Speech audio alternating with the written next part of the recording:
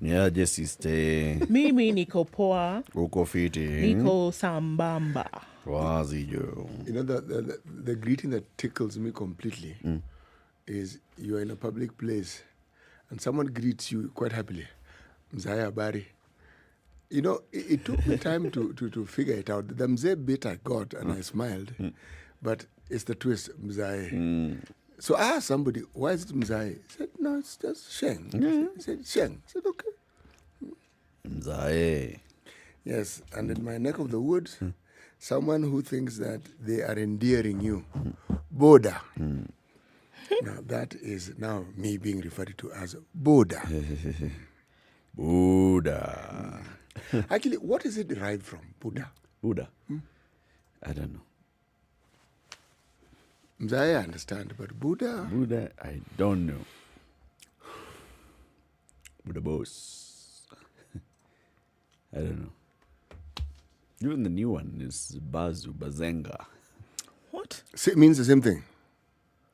Sonko, it means To call Sonko. Means one Sonko. person. What does Sonko actually mean? Sonko. Sonko means the rich guy there. Ah, Mdosi. the chummed guy. The Mdosi. Okay.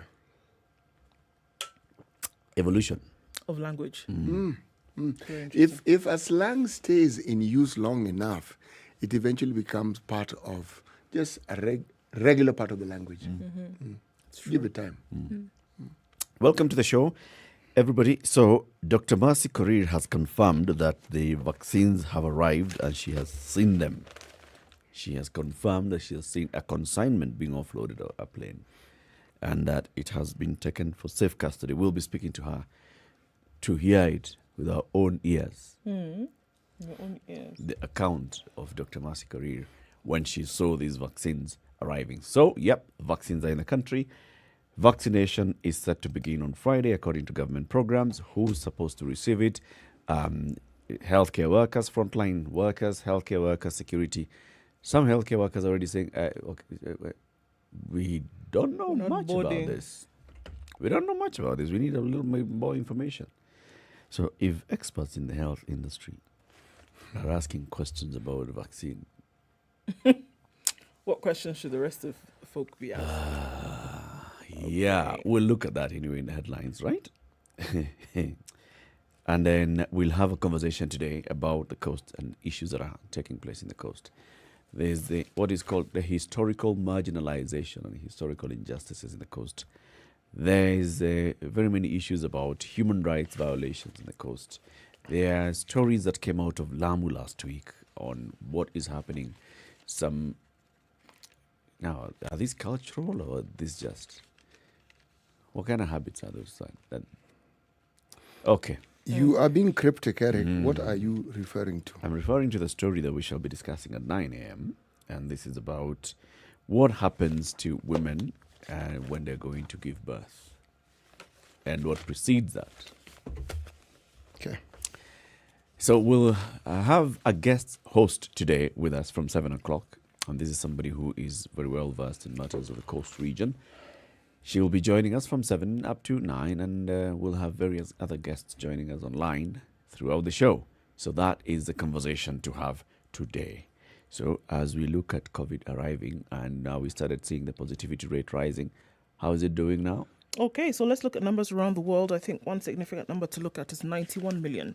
91,100,130 is the number of people who have recovered from COVID-19 around the world. 115,291,389 is the total number of cases of COVID that has been recorded since it made its entrance into the world. And unfortunately, 2.5 million have resulted in death. So 2,560,305 COVID-19 deaths have been recorded around the world. All right. So yes, vaccines landing in Kenya. A lot of conversations to be had around that in the coming days. But let's look at what's happening with COVID, specifically beside the numbers on the continent. Tunisia has recorded its first case of the COVID-19 Tunisia has recorded its first case of what they're calling the UK variant of COVID-19. And that was reported yesterday. Looking at other things that have happened around the world concerning COVID, Brazil registered a single-day record of 1,641 COVID deaths. It was an all-time record Tuesday. And this is people dying from the disease according to the Ministry of Health data. It surpasses a single-day high of 1,595 fatalities that was recorded in July last year. And excuse me. And Brazil now faces a new peak in COVID-19 cases, and the hospital system is being pushed to the brink of what they're calling a collapse. 10.6 million have been infected since the pandemic began, and 59,925 new cases were recorded on Tuesday in Brazil. They're having a very tough time with this, and really, I think at the point where they're putting their hands up and they're saying, we don't know what to do. So serious things happening in Brazil now. Let's go on to the United States, where there are states who, amid all of the cases that they're finding of COVID-19 on a daily basis, Texas has decided to lift its mask rule Tuesday, joining a movement of governors and other leaders across the country to loosen COVID-19 restrictions, despite pleas from health officials. So the super PAC of COVID-19 team is what they're calling them. They're pleading with states around the United States, saying, please don't do this. Please make sure that everybody's wearing their masks and social distancing and such. But states are saying, well, that's nice, but we're actually going to release the mask ban, the mask ban. Yeah. And we're going to allow people to come and dine in as high numbers as they would like. Okay, so how many states are these? Okay, Texas? So there's Texas, Michigan, Louisiana, a couple of others who had done this a couple of days ago. What they're calling a growing movement. The mayor of San Francisco then joins. So California, as you understand, is divided into quite a number. But then wards from San Francisco to Los Angeles to Calabasas are now saying they also are releasing this. And so now probably the entire state at some point will say, okay, you know what, let it go. People want to dine out. People want to have lunch and dinners outside. So they're saying, all right, guys, let's get economic activity back up in the state. And let's not worry about this so much. If you go into a federal building, that's different because the national law right now is that you must wear a mask in a federal building. But apart from that, they're saying, you know what, let it go. Okay. Cases So you don't have to wear a mask. In a federal building, you must wear a mask. Outside of a federal building, what they're saying is that they're releasing it and saying, okay, we're going to release this and say you don't necessarily have to wear one. If you want to wear one, that's all right. But there's no law that insists that you must. Okay. Okay? And the understanding of this is, apart from the economic considerations, what else are they using to benchmark this particular decision? It would be very difficult to pinpoint what they would use to benchmark this because we're looking at just a day after the CDC director, as reported this yesterday, she had said, look, we're probably going into a fourth wave right now. If anything, people need to be more vigilant, people need to be more careful. And then voila, hours later, we have more and more governors around the state saying, yeah, okay, release the mask. You don't have to wear the mask if you don't need to. So... strange behavior. Is it governors then buckling to just the pressure for people to go back to what they're going to be to normalcy? For sure. It's not a decision that they've sat in the offices and made on their own. There's pressure from people to say, look, we want to go about our business as normal, as usual. And we must understand you're in a land of where civil liberties supersede most other things. So it is important to study these processes and to understand exactly what it is or where it is you draw the line between what I would like to refer to as a common good, or where it is that what is now being touted as civil liberties actually infringe on the health rights of others. Or exactly, that's the thing, because on one side you're saying we want to be free to do whatever we want. On the other side, people want to be free to be healthy. So what are you going to do? They're saying that, look, we've seen a 70% plunge in cases since about a year ago. And they're seeing that the numbers they're recording now is the lowest that they've recorded in the last 9 months. So this is fueling this decision. And with that, they're saying, okay, let's go back to indoor dining. Let's reopen cinemas, allow mass gatherings, because Americans are eager to socialize again. it's one of the things. It's you could easily say it's a major bane of their existence. We want to be able to socialize, whether it's concerts, dinners, parties, whatever. Allow us. So they're being allowed. Allow me to enjoy myself. So Rochelle is probably going to come out in the next few days, and according to what they have predicted from the CDC as well as the Super PAC, they will say, look, we will see a surge again in these cases, but they have to wait and see.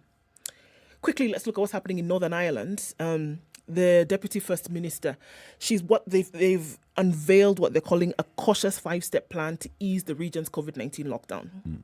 So there are no dates as such, but there's a 28-page plan of how they're going to go through 5-stage process of moving from lockdown then to relaxation of restrictions for the 9 different sectors, right? So between March, May, June, they will see that they will open this slowly and start. And they're making this, guess what? Information is going out to the public. Okay. Isn't it great? They'll know what exactly they're supposed to do. Okay. Very quickly again on the continent. So the COVAX scheme of vaccines arrived in Nigeria, Angola, DR Congo Tuesday. And more and more countries are expected to get this vaccine. DR Congo got 1.7 million. Angola welcomed 600,000 doses. Gambia was expected to get roughly 30,000. Nigeria received 4 million jabs. Last week, Ghana and Ivory Coast were the first African countries to receive the vaccines from COVAX, and they're aiming to supply 2 billion doses across the continent by the end of the year. So that's what we're looking at. Things are happening, and then we know also that, of course, Kenya received it yesterday. So more and more countries are getting this, and we heard from Mutahi Kagwe yesterday that he's saying, you know what, this vaccine is not mandatory, it's voluntary, but we are encouraging everybody to go out and get it, including the president. So this is what we're going to see happening in the next few days with the doses that have arrived in the country. Let's see how it rolls out. Okay. Let's take a break then at this point and look at how the weather is going to look like various towns and cities across the globe. This is Kenya's biggest conversation, The Situation Room. We are already live streaming on SpiceFM KE, on YouTube, on Facebook, and on Twitter. And we can see very many people already checking in and saying present. We'll be saying hello to you shortly. Good morning. This is The Situation Room, the only way to start your day. Spice up your life. 24/7, around the world, non-stop. This is SpiceFM. The realest and craziest couple are now on your screens. Terrence and Chebi are bringing you top celebrities and trendsetters on Thursday Night Live. It's double the fun and double the laughter. Every Thursday at 10 p.m. on KTN Home.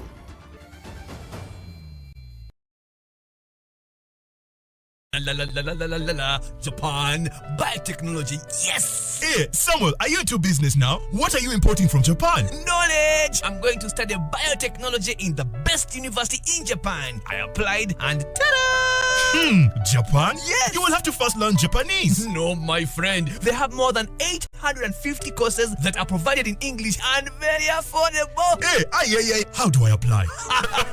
Kuja Osome Japan. Study in Japan Global Network Project brings you an opportunity to study in Japan. Log on to www.studyinjapan-africa.com and apply to study in Japan with over 100 universities providing cutting-edge science and technology courses including the field of robotics, artificial intelligence, AI, environmental studies, information technology, and many more. Not only postgraduate but undergraduate level is also covered. Mention our course, you will not fail to get. The weather with Spice FM. All right, Wednesday morning is looking clear in Nairobi, 16 degrees at the moment. We will go to highs of 28 today. Nyeri is clear at 14, highs will be recorded of 26, down to lows of 13. 16 is what it is currently in Nakuru. That'll be the low for today, highs of 28. Clear conditions in Eldoret at 15, coming down to lows of 13 today. Highs will be recorded at 26. Kisumu, 22 degrees, mostly cloudy conditions, highs of 30 and lows of 20. Kakamega is mostly cloudy at 22, going to highs of 30 today and lows of 17. We're going to see highs of 32 in Mombasa. It's mostly clear right now at 25. It's also clear in Malindi at 25, going to highs of 31 and lows of 27. Clear conditions in Kampala read at 20 currently. Highs of 28 today will be recorded. Come back down to lows of 20. Mostly clear conditions in Dar es Salaam at 25 degrees. Highs of 32 and lows of 27 today. Clear skies in Johannesburg this morning. Still at about 5 a.m. 24 the high and lows of 14. Lagos is raining this morning at 27. That'll just be the low for today, getting into a very warm day to highs of 34. Clear conditions in Kinshasa at 23. We'll see highs of 33 and back down to lows of 24. Cloudy conditions in Beijing at 5. Highs of 11 and lows of -1. It's getting a little bit warmer in Paris as the months creep into spring. 6 degrees right now, highs of 17 and lows of 7. It's foggy in London at 4. The fog is expected to be quite low for the most part of the morning. Going to highs of 11 and lows of 6, and clear conditions in New York still reading Tuesday night at 1 degree. That'll be the high for the day, coming back down to lows of -1.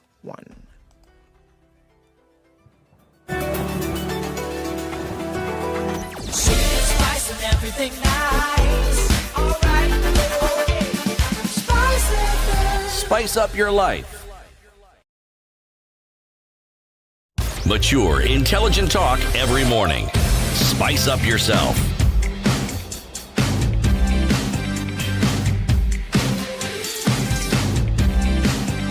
Mornings done right.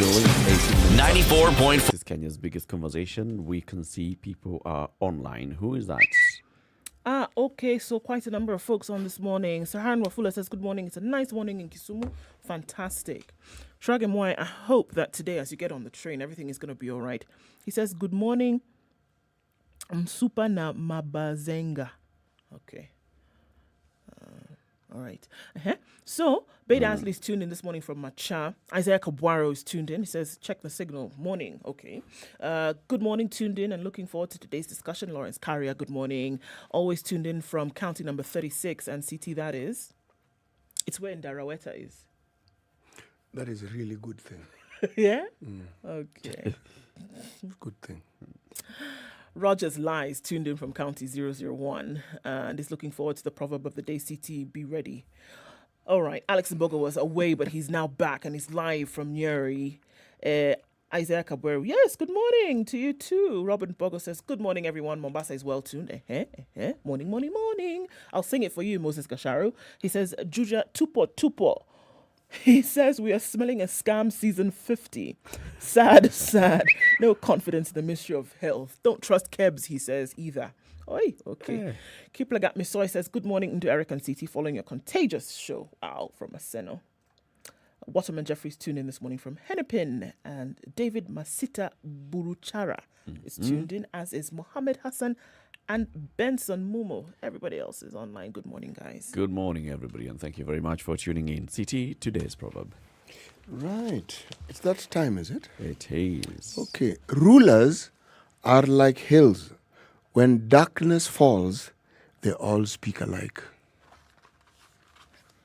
Rulers are like hills. Yes. When darkness falls, they all speak alike. Okay. Where is this from? Uganda. Hey. Yeah, they would know. Hills. Rulers are like hills. When darkness falls, they all speak alike. Sawa.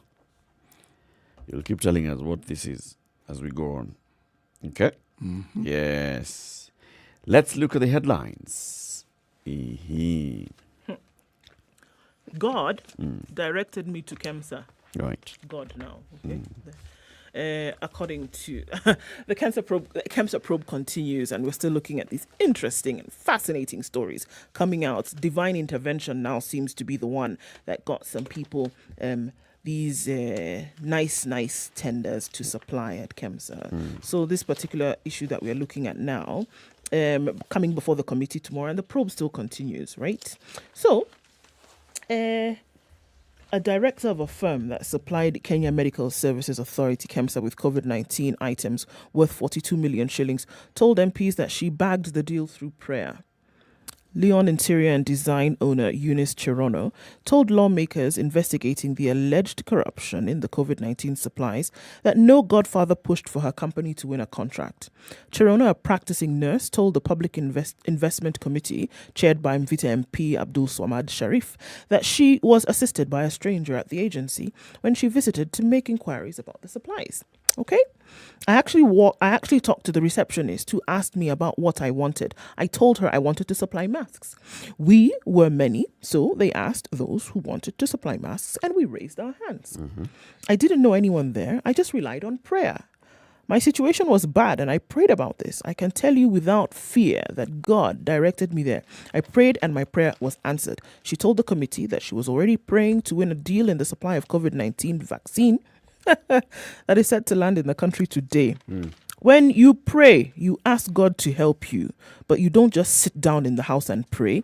Actually, if the vaccine she said, the vaccine is in my program. We communicate everything in prayer. I think I will consider it because it has come to my mind.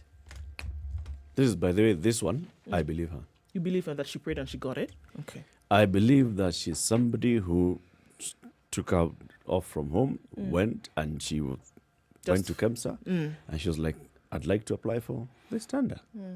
I believe her. Look, there's a high possibility that, yes, there were those people who connived to get the tenders. And there's also a high possibility that there are those people who went there, yes, and they said, all right, guys, I hear you guys would like this and the other, and I'd like to supply. And you're told, all right, so give us this, and the other. It's an emergency. Whatever the company was doing in the background is not the issue. The issue here is, did you take yourself there? Did you say, I'd like to supply? Were you given a contract? Yes. I believe this one. If she says she didn't have a godfather, it's possible. There are many who could have walked into KEMSA not having known anyone, and that's why you're getting a deal of 42 million shillings. How much other people getting? Were getting in the billions. Hundreds of millions of shillings. 4.2 billion, like this, like that. Yeah. Okay. If you consider that the issue of the PPEs had an emergency tag to it, and that the demand was high and there was a need for people to move swiftly, yes, you could argue that a case such as this one would actually, her reasoning and her logic would stand on its own merit. But then the question that I would also like to ask is, what else has she done in the past in terms of business? According to the news, she's an interior. Yes, it should. Why it should matter? Should it matter to her? No, it should matter to me. Why it should matter to me is this: I am simply trying to determine. Somebody who is a business person would keep their ears on the ground when it comes to business opportunities. Yes. Right.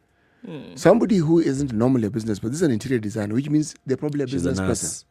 She's a nurse who owns a business, who owns an interior design firm. But she does business. Interior design. Yes. That's why I said she's an interior designer. Not she herself is a trained interior designer, but she is in business. In interior design. Yes. Yes. Now, what I'm saying here is this. Everything that you've mentioned may very well be true. Yeah. But I'm looking at now the probability of it. That is really what I'm looking at. It is probable. Okay? It is even possible. But the thing about possibility and probabilities, then it can't be a one-off. Who else has claimed a one-off? There are many. Remember the other woman that you keep referring to here, the other woman who said, look, I did the same. I went and I applied and I got this deal. The other people who say, I was walking by and I saw, because at that time, if you listen to all these stories, it tells you something. Something was happening at KEMSA. People were going to KEMSA. Word was spreading in whatever various WhatsApp groups. If you're in a business forum, word is spreading that people are actually getting into this business of supplying goods at KEMSA.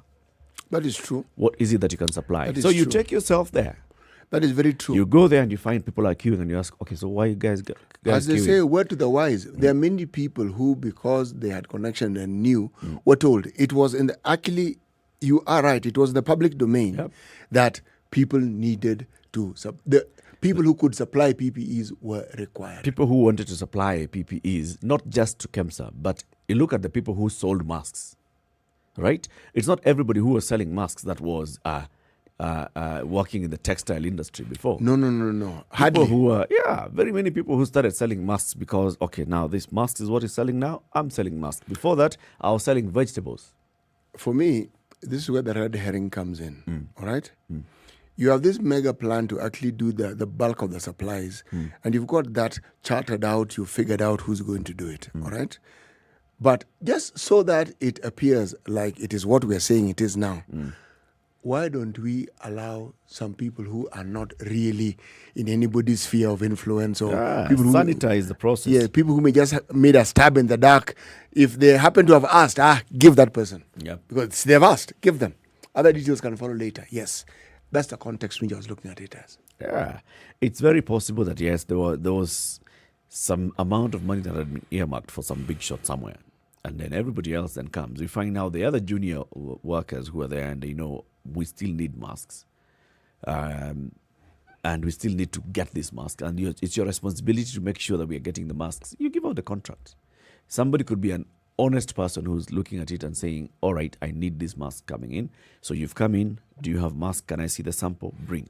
Can I see the sample? Bring. I know very well you're not going to be paid until you deliver. So it's just a commitment letter.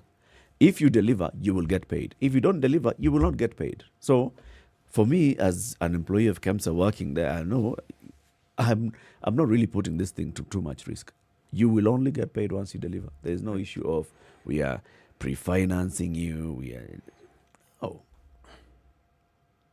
That's why I'm saying there's some of these people who will laugh at and all, but some of them are actually honest and genuine people who saw an opportunity and they ran after opportunity. During COVID times, many people have sold masks, many people have sold PP, many people have sold different things. People who are working in something else and suddenly they're selling oranges and tomatoes. Actually, you are very right. And using the back of their cars or their vehicles as a mobile shop. Yep. That is true. So someone comes and tells you, you know what?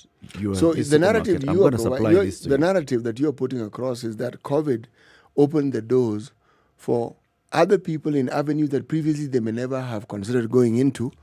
And if you look at it broadly, yes, this story of KEMSA would fit in quite well. If you look at just the diversity of things that people who ordinarily wouldn't have done those things have ended up doing. Yeah. Yes.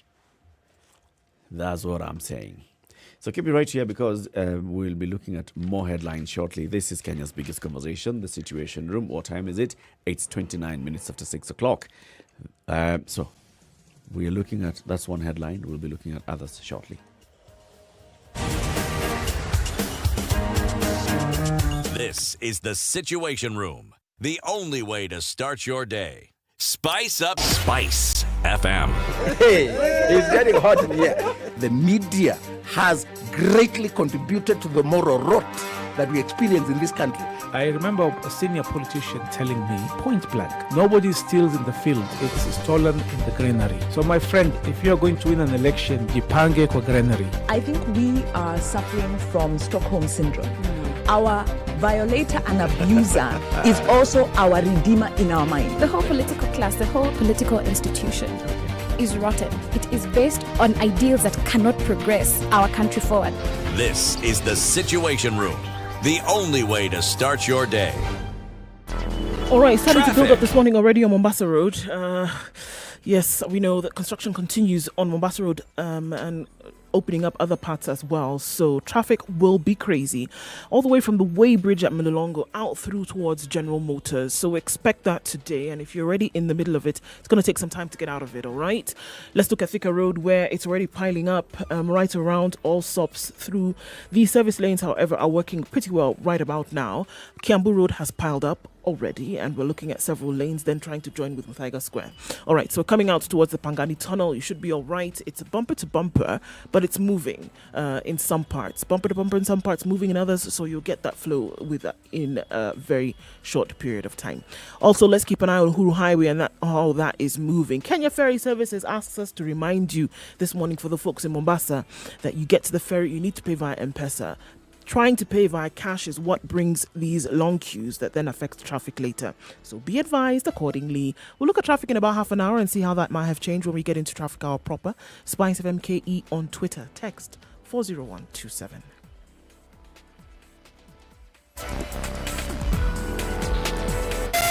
Spice FM, Malindi.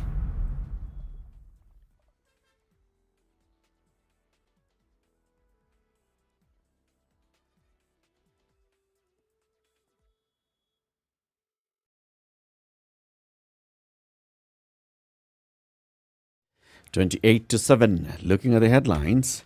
So, COVID vaccines are here, and Dr. Mercy Karir has confirmed that. Politicians jump the line for COVID-19 jab. This is a headline in the nation. Cabinet secretaries, permanent secretaries, and politicians are top on the priority list for the vaccine against the deadly coronavirus, alongside health workers, security officers, and teachers, raising questions of access to the most deserving Kenyans. That is one. The headline in the Standard says health workers are hesitant to take the vaccine. And the story is on page 2. And it says, all right, so as this is being rolled out, we are seeing some officials, for example, from KMPDU. The KMPDU Central Branch Secretary General Goody Gore says, why should I get a vaccine, yet I am still at risk of getting the virus? I'm still trying to understand more about this vaccine and the virus before I get injected. This is a medical doctor who's asking that question. The Kenya National Union of Teachers Secretary General Wilson Sossion himself says, all right, I'd like to encourage all the teachers, let's go and get the vaccine. I don't think the government will bring substances that have not been proven to be working. We must protect the government and support the global initiative to break the chain of transmission. But clinical officers, through their chairman, Peter Sonwashira, say it's paramount that medics be sensitized on the program as they are key. Not all healthcare workers have accurate information about the vaccine, yet they are expected to be helping the public understand more about it. There are questions to be answered before I get vaccinated. Alfred Obengo, the president of the National Nurses Association of Kenya, says they've been kept in the dark on the vaccine. Healthcare workers have not been engaged, and that's why there is reluctance. That's the vibe now. The people who are supposed to receive the first dose, the first jab, frontline, and their leadership is basically saying, okay, now. What are we doing? Yeah. It's this question, and this is what we were saying. I think it lends to that conversation that we had a little bit yesterday. Look, there's always the side where people could just be paranoid or whatever. But then there's also the other real side where information is necessary to be given, right? You know, how are we going about this? What are we doing? What does this consist of? Are we sure that this was the best process? And these are some of the stakeholders that should have been involved in the process from the very beginning. So on one side, you can't really blame them in asking for the information that they're asking for. No. Blame, if we were to talk of blame, it would fall squarely on those in leadership positions, whether it's in the public service or in politics. The world over, leaders who are known to be visible and known to be of repute have been at the front line of taking the vaccine. All right? Joe Biden, US President, Narendra Modi, Indian Prime Minister, Britain's Queen Elizabeth, Britain's Prince Philip, Pope Francis, Saudi Arabia's King Salman, and Ghanaian President Nana Akufo-Addo. Look, the reason why they do this is to show up the confidence of their people, that we're not asking you to do something that we ourselves would not do. Now, explaining the medical nuances around it is yet another thing. But it does a great deal to the confidence of the people when you find the leaders. Of course, there'll be the debate, they are vaccinating themselves first. But yes, they are. But not all of them. It's okay. Just give Uhuru the jab, but don't have to go and give all principal secretaries. Oh, come on. No. So where shall we stop? Where do we break that chain? I hadn't actually gone there. In the list that I've read, these aren't people who are deputizing for anybody. They are the top honchos. Yes. The main guy. Yes. I'm not talking about the assistant and the assistant's assistant. Okay. No. That is not my reference point. It is important. Look, any approach to providing a solution for a disease, a pandemic, a virus, it's usually multi-pronged, okay? So if you're talking about the treatment, it being multi-pronged, part of it is the PR exercise of it, showing and demonstrating. And the best way to demonstrate is to have people who are prominent taking it. Sure, but and also at the same time, I don't think it would be difficult to find out if the processes then of the first people that they were going to immunize beyond these leaders were actually given information as to what was going on.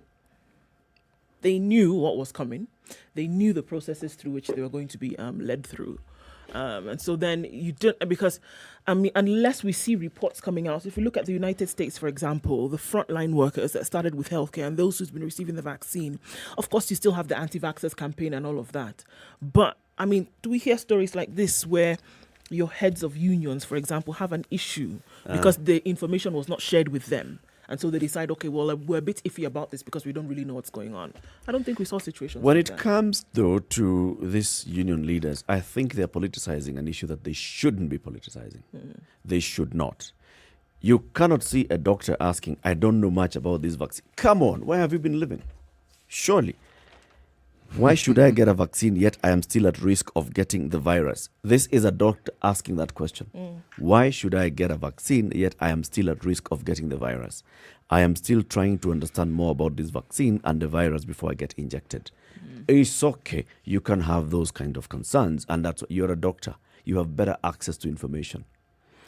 Information about these vaccines has been in the public domain for quite some time I do now. think that is a dangerous stance. Something because- like that to yeah. say from KMPD official? It is What are you dangerous saying? because the truth of the matter is that these vaccines is not the one that has come into Kenya, for example, is not one that was made in a back lab somewhere in an alley. Yeah. It's globally, it's known. Everybody knows what it is and what it was. Also, look, with all the conspiracy and all of this, I think it would be taking a dangerous stance to say that there's something untoward coming from the government. It's a vaccine. It has come in. It's voluntary. It's a free, at least this one. And I think that actually here's an opportunity for folks to, basically spread this gospel and say, get it. I think the issue of concern, which is valid, would be that we haven't had proper engagement on what our members should be doing, when they should be rolling this out, how they are supposed to participate in this, because they're the ones who are going to do the vaccination. But saying that You don't know about the vaccine. I don't know about the vaccine. I don't know. I'm not even sure that it can cure me. This is something that's very dangerous coming from a medical officer at this point. It's irresponsible. Yes. It's irresponsible because if you have personal doubts on the issue, keep it to yourself, for heaven's sake. Yeah. We don't want to know your personal doubts. Look, the reason why the vaccine is being rolled out is because science has actually indicated that it is something that can be useful in the fight. So you want your personal opinion on the subject now to take center stage, drawing attention to yourself as somebody who... Some people are really genuinely irresponsible. This was a very irresponsible statement coming from this Dr. Goody Gore. KMPDU's Central Branch Secretary General, we saw her at the Anwai Guru Senate hearings. Look, you are allowed to have your opinion. Keep it to yourself. Or perhaps we're being unkind here, Eric. Perhaps it's a reporting issue. Perhaps It's a direct quote. It's a direct quote which has been reported indirectly. Maybe taken out of context. It could be taken out of context. But in all honesty, if you're in a position of leadership, you must be very, very careful how you craft whatever you say. Yeah, it's maybe not on such a large scale, but it's the same thing that we're talking about when we spoke about John Pombe Magufuli and what he said about vaccines and such. People are going to be listening to you. People have been listening to this union for a very long time in terms of how they've been treated and such. Now, when you say something like this, you cast doubt and aspersions on, okay, so if they're saying they're not going to take it, does it mean that there's something wrong with it? And you have the majority of people starting to think like that. Can't take away from that. And also, there is nothing that they then say to allay or to Anybody's mitigate. fear. Yes. So whatever negative sentiments are derived from that statement, they stay put. They do. They do. Other headlines, City. J.M. Kariuki murder at Kingsway House still a mystery. Still a mystery 46 years later. Why this particular article on The Nation, it's an article by John Kamau on page 12, caught my attention, is I was looking at the series of events that preceded J.M.'s popularity, his ascendancy to the limelight, his popularity as a politician, the issues he was raising, what he was championing, and what the sequence of events that surrounded the time when his death was then announced. That was 46 years ago.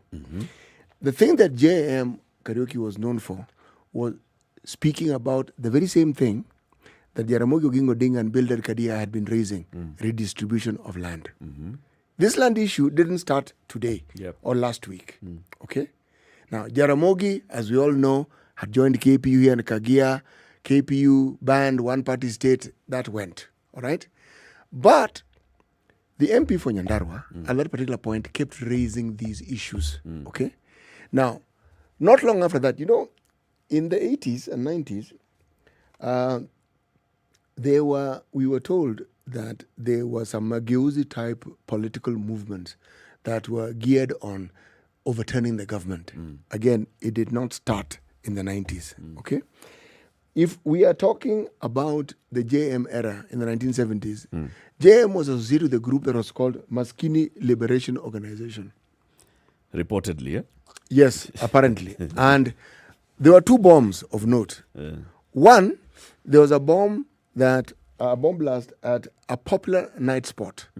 You know where the Ethics and Corruption Commission offices are? Yeah. It used to be Starlight nightclub once upon a time. Okay? A bomb went off. No one really died. When I say really died, no one really died? No, Okay. no one really died. Some people were probably really injured, but they didn't really die. And then there was a bomb at a bus terminus, OTC. Okay? Now this one, 27 people died. And at that particular point in time, the Vice President and the Minister of Home Affairs was our former President, Daniel Arap Moi. Of course, people asked in Parliament and asked him to explain. Maina Wanjigi, who was then MP for Kamkunji, stood up and said, there's nothing for him to answer. This is a creation of special branch. So again, these stories we keep hearing, the government has created this narrative. It didn't start with this generation and this age. There's always been there. But why did I pick on this story? If you look at what JM championed, there's something else that JM had. JM was reportedly very wealthy. Yeah. Okay? But his wealth was associated with his dealing in elephant tusks. He had many things. That is the best way of putting it. He had many interests. He had many, many, many interests. Right. Okay? But he was also a wealthy man. But apparently, this narrative of his, of championing issues of the poor, did not fall well on the ears of people in power. A close friend of his, who later became Nakuru MP, a member of parliament, Mark Muthaiga, found himself on the wrong side of the law. An altercation that had happened some years prior got him jailed. But the unique thing about Mark Muthaiga was that a by-election was actually won by him while he was still in jail. Which means the man was genuinely popular. Right. Things that have to do with change have always been there. And they will always be there. And the hustler narrative is always championed by a rich person. That, my dear friend, Eric, it is good to work with an intelligent man who also can see where I'm going with my conversation. Yes, a rich man whose source of wealth one has to ask. One understands they're business people. Yeah. But if you were to listen to the narrative of the immense wealth, you wonder, how exactly did you arrive at this immense wealth? Yes. How much land did he own and how much land was he? Yes.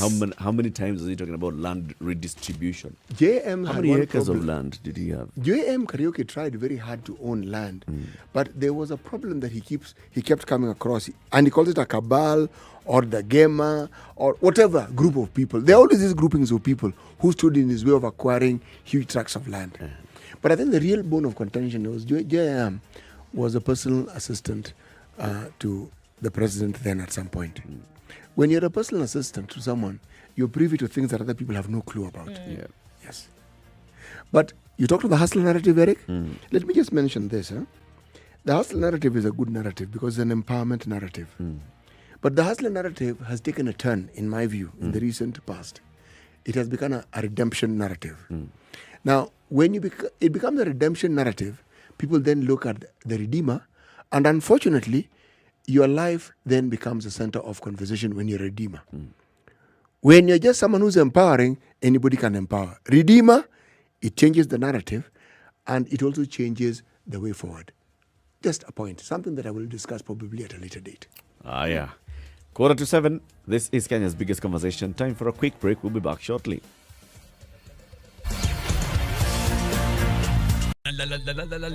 Japan, biotechnology, yes! Hey, Samuel, are you into business now? What are you importing from Japan? Knowledge! I'm going to study biotechnology in the best university in Japan. I applied and ta-da! Japan? Yes! You will have to first learn Japanese. No, my friend. They have more than 850 courses that are provided in English and very affordable. Hey, how do I apply? Kuja Osome Japan. Study in Japan Global Network Project brings you an opportunity to study in Japan. Log on to www.studyinjapan-africa.com and apply to study in Japan with over 100 universities providing cutting-edge science and technology courses including the field of robotics, artificial intelligence, AI, environmental studies, information technology, and many more. Not only postgraduate but undergraduate level is also covered. Mention our course, you will not fail to get it. Visit our website today on www.studyinjapan-africa.com. Sugar and spice and everything nice, everything nice. SpiceFM. Mature, intelligent talk every morning. Spice up yourself.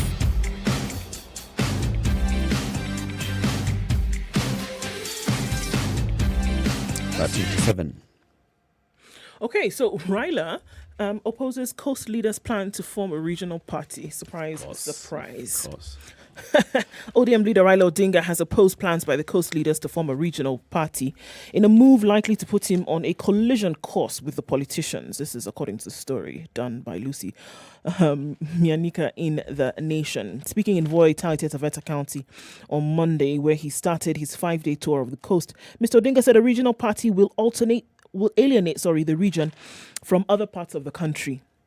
He asked the leaders to go slow on the idea, warning that the party might segregate the region from the rest of the country, further dividing the people and undermine the unity that the country had previously enjoyed. Kenya is a multi-party democracy, he said, and we want to have national political parties that will unite this country. Regional political outfits will only serve to divide. Kilifi Governor Amason Kingi has been championing a regional party as a vehicle to unite the coast region ahead of the 2022 elections. The governor has been pushing to lead the region out of ODM to a new political outfit. Kilifi's MCA is led by their speaker, Jimmy Kaindi, declared their intention to ditch ODM for a coast-based outfit or a coalition to be formed by the governor. So he's supposed to be speaking in Kilifi today, Raila Odinga, to drum up support for the Building Bridges initiative, according to a tentative program released by the county ODM team. He will be accompanied by his host, Mr. Kingi, his Mombasa counterpart, Hassan Joho, ODM legislators and MCAs. So it is a big deal. This talk of a coastal party is a big deal to Raila. The wheels and are already ODM. turning. Yes. The wheels are turning, and it's not comfortable, obviously. Yes. Yeah. Look, so what is it that is wrong about it? It's a bad idea for people to have a party that has issues about the coast. In my opinion, as primary. What's the issue? What's wrong? What's wrong, in my opinion, is that it will put a dent in the former power that ODM has held at the coast. Do you see? It's do you an see where influence. so do you see where I'm saying it's wrong? It's wrong from the perception of certain people. It's wrong from that angle. Yeah. But there's nothing absolutely nothing wrong with people coming. Look, we all know very well Ford Kenya is supposed to be a national party, but just because of where the Ford Kenya leadership comes from, we know. So Ford Kenya has its base in Western, and that's why tomorrow's by-elections in those two constituencies are big. Ford Kenya and the Mandi National Congress, trying to show, do they actually have the support that they claim to have? Those two are national parties. There's nothing that will stop a coastal party from being a national party. But it will know that among its key agenda is issues that affect the people of the coast. It's a bad idea? Okay, maybe.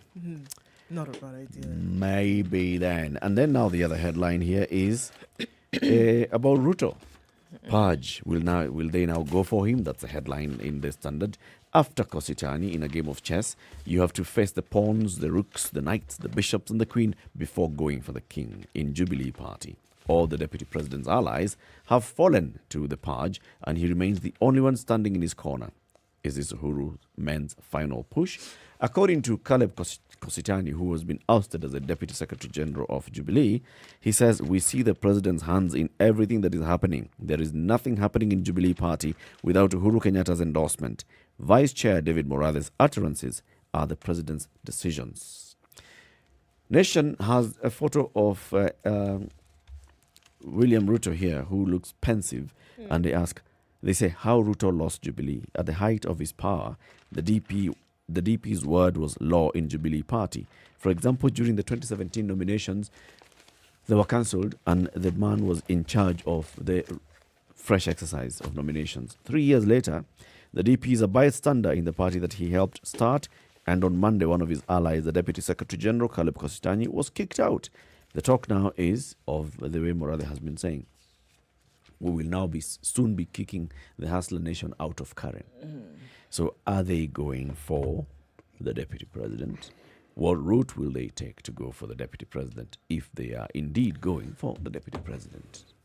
You know, it's being reported, or it's being presented as though it is something that is yet to happen. Look, in political contests, the contest is about who becomes the top person, who has the biggest say. And at that top position, people don't really like alternatives to their power. A deputy is supposed to be precisely that, a deputy, not a co-principal. Now, if you look at the position that the deputy took for the longest time, he was a co-principal. So the question is, with our constitution and the position of the deputy, who is the deputy? Is he a co-principal or is he an assistant to the president? Who is he? He is the Deputy President, assistant to the President. The President is there, but they formed a coalition together. They came together to form a coalition. Have you just heard what Erica just said? They are coalition partners. This co-principle that you were talking about, it says outlived its use. Abby? Yes, no. It was brought in as a co-principal to be able to get them in the seat. They got into the seat and things moved on. It outlived its purpose. It's done. So here you are thinking that we came into this together, etc. It sounds very nice and smooth. However, the truth of the matter is that now, assuming your role as the Deputy President, that's what you're doing. Period. You know, I will ask that question again in the course of the conversation today. What is it about the Deputy President and his role and his position according to our Constitution? Because if you were to take the literal view, then you are the assistant. So you wait for the President to tell you what to do. Yes, no. No, that is not what has been happening. That's why I raised according to the Constitution. According to the Constitution, that is what is supposed to happen. He's a co-principal. I mean, it's not as though he waits for instructions. If you're talking, the Nusumkate government was not in 2008. I'm saying, so has Ruto come up with his own budget or launched his own? The Nusumkate government was Jubilee. That was the Nusumkate. The Deputy President had half. The President had half. Literally. Yes. The issue here, that half is being revised. And the issue is like Deputy President Ruto's half is the one which is being divided. President Uhuru's half has remained intact. It's growing. It's probably growing. So Ruto's half has been taken and given to somebody else.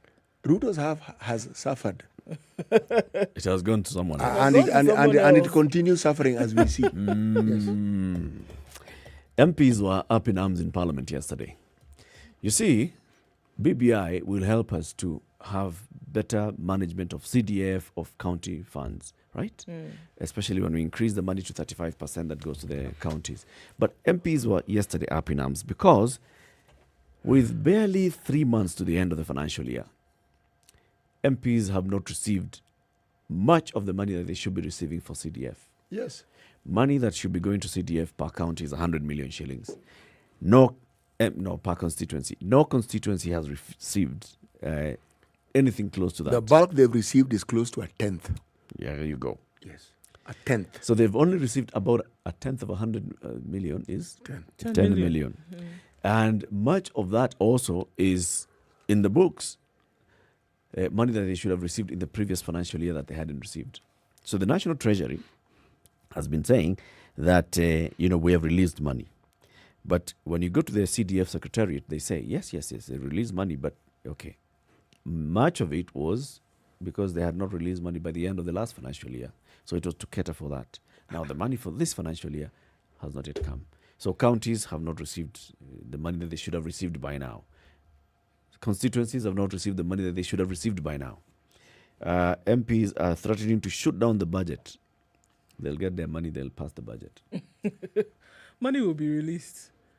The problem is then now, remember what we're being told now, the thing is, when you look at now absorption in the counties in terms of budget, then it becomes a problem because you have a very short time then to use those funds once they've been sent through. And then it now shows poorly on the counties because the question is your absorption rate. Meanwhile, the money was not released as per when it was supposed to be. It came on the 30th of June and budget was read 2nd of July. It isn't that they can't absorb the money. They can't absorb the money in the prescribed manner. Yep. Burning the money, that they can burn even in a day. Believe me, it can be burnt. Okay? But they have budget lines and they were done for a certain purpose, and that's what I'm saying. Within the budget lines, it's not possible for them to absorb it in the manner in which it was supposed to be done. It's not about the timing. Do you know what I'm saying? That can be done in a day. I'm saying they can. They actually can. The creativity of our counties is something that is worth studying and observing. They can, but they don't. That's why we have they actually try to, and that is why that's why we see the reports that we see. Thank you. Because they don't. That's why the Auditor General keeps pointing at this and pointing at that and pointing at this. But there's also the other bigger issue where they also are not able to absorb the money. Exactly. Because of it when doesn't the come money is in released. time. Yeah. It comes We've talked about this. in the last 3 days of the budget cycle, and then the new budget is being read about a week after that. And that's when the money has actually gone through. If you look in the system, according to what we are told, it is actually money impossible. That's meant for development. Money that's meant for development, money that's meant to build one school, one hospital here, comes in at the end of the cycle. Let me explain what I'm trying to say here. When you plan to have, say, some capital project or capital intensive project, you can determine everything that requires doing pending the arrival of the money. Meaning, I do not know how, this particular point I have to consider, I don't know how it actually works.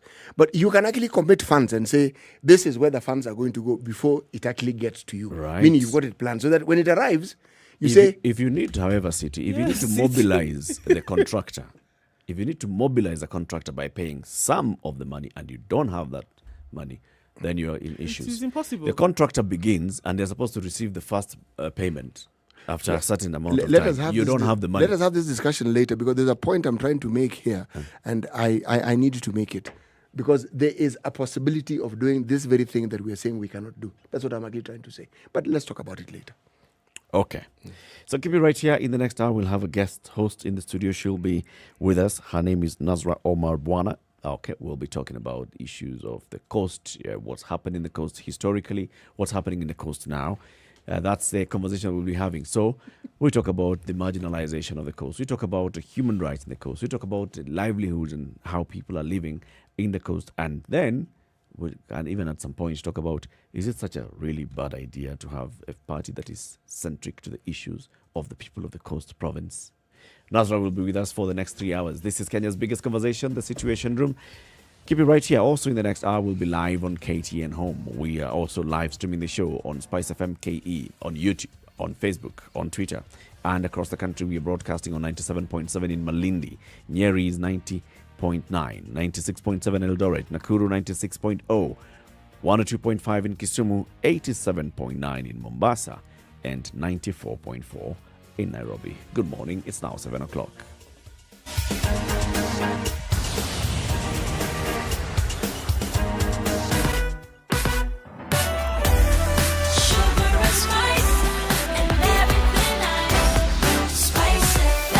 Spice up your life. Spice FM, Nakuru. All right, so Mombasa Road was a parking lot at Traffic. 5:15. Unfortunately, it still is, but some magic happened because Brian O'Barra is in the building, so that's great. Firstly, it would appear that Jogo Road is also jam-packed. Outer Ring, the service lane joining Jogo Road, is packed and asking, what is the problem today? We don't know, but we'd like to find out what is going on there. Looking Magadi Road this morning at Banda School, bumper to bumper traffic is there. There's also bumper-to-bumper traffic on Kiambu Road today, trying to then connect to the Thika Superhighway. So it's that Wednesday, smack dab in the middle of the week, and traffic is coming through like you wouldn't believe, which is not a good thing in this case. Okay, so it's well underway in very, very many areas. We just have to take it easy and go through as well as we can. The southern eastern bypass is looking good. We don't have a problem there. Coming out of Westerns, because you will see that jam-pack situation, you can use the Red Hill bypass. We don't have too many problems there. Let's take a look at what it looks like and how it evolves in the next half hour. Talk to us, SpiceFM KE on Twitter. Text 40127. It's Wednesday. Let's keep things moving.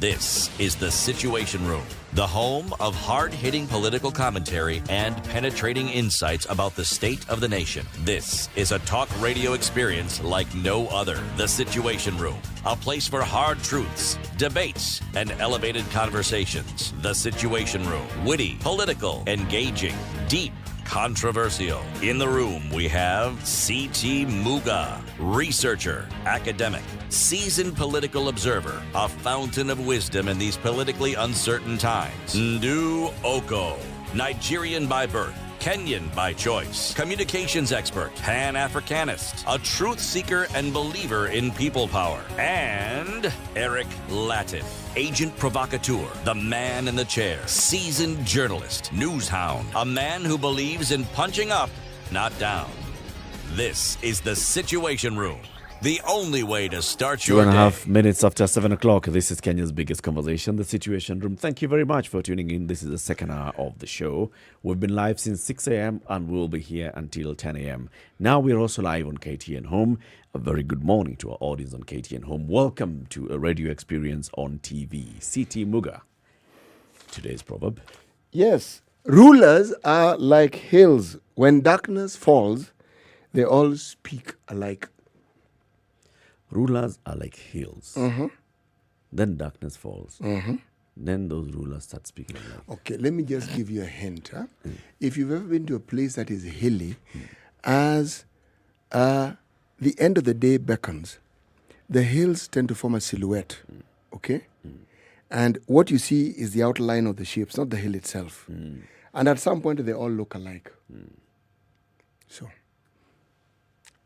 well, that's just the I said How hint. picturesque. Hint.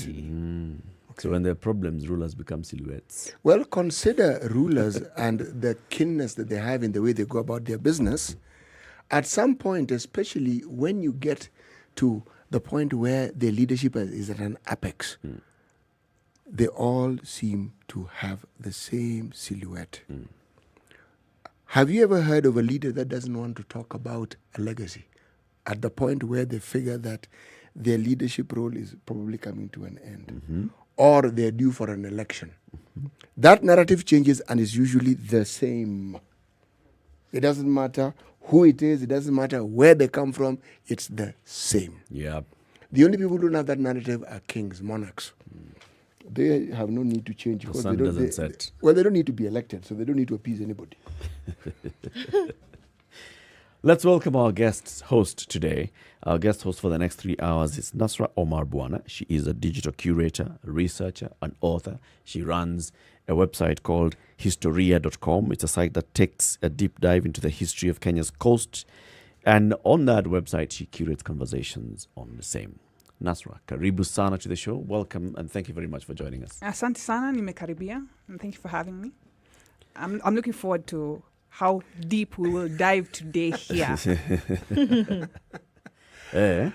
You want us to go deep? Deep. Okay. Ocean deep. All right. Wow. Okay, we will do that. Tell us about historia.com and what you do. So Historia is a platform, it's a digital platform right now that's evolved into a community whereby we look at the history and culture of the East African coast because it's a unique space. It has a long history.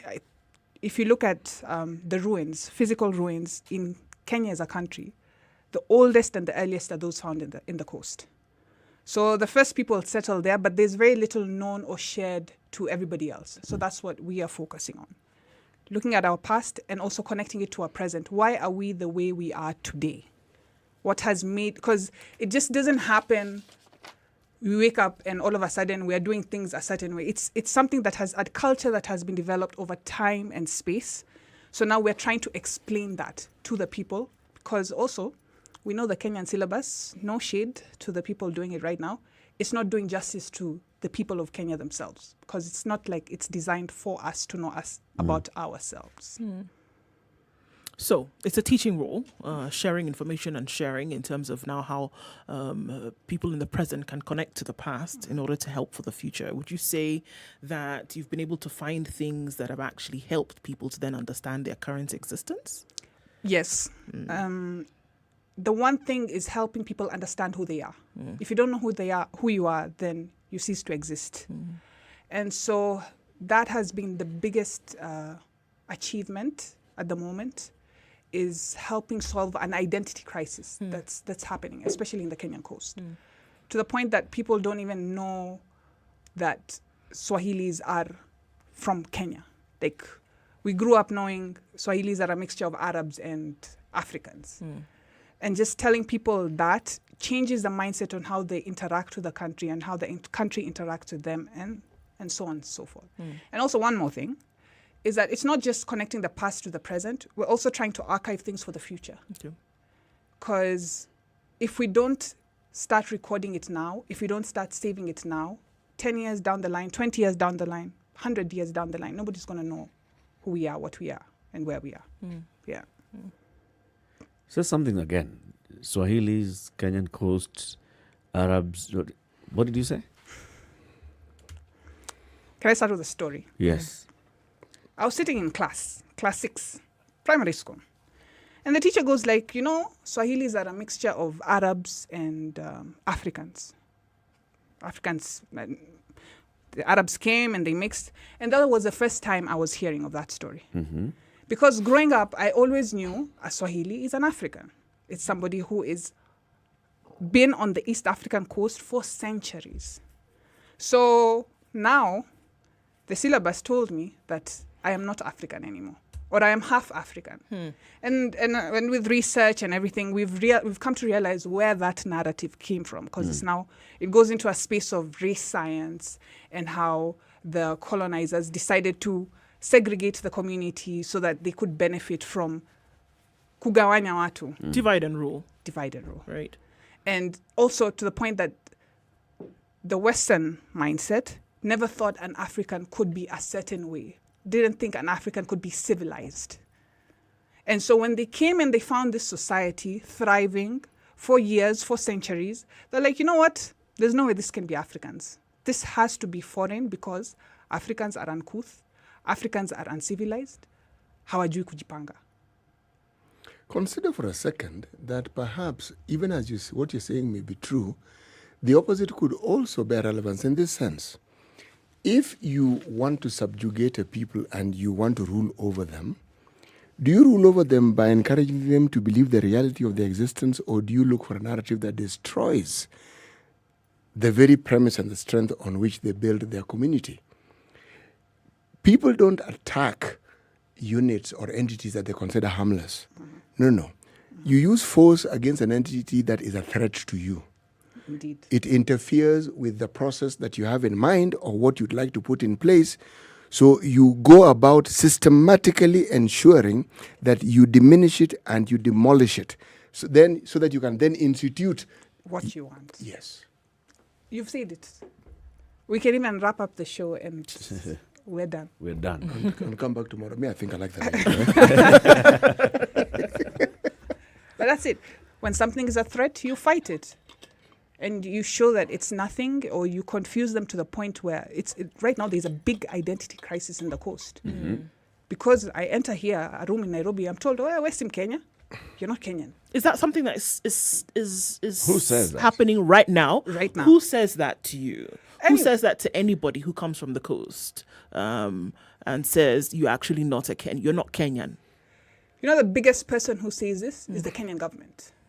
The way I have to prove my Kenyanness is 5 to 10 times more than any other person in this country.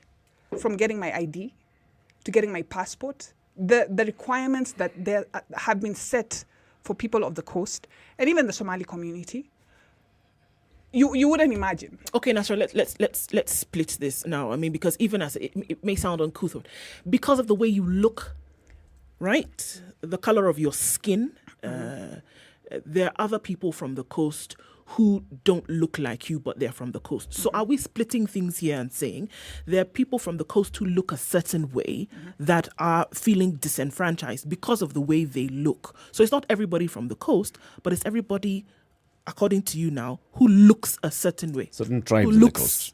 Certain tribes in the coast. Okay. And more specifically, the Muslim communities in the coast. Okay. Very specifically. More so like border communities, like the Bajuni community. But the moment you have a Muslim name, life in this country is different. That's the reality. The things that I am able to access, and this may be harsh to place on the country, but it's also the truth. There is a sense of Islamophobia.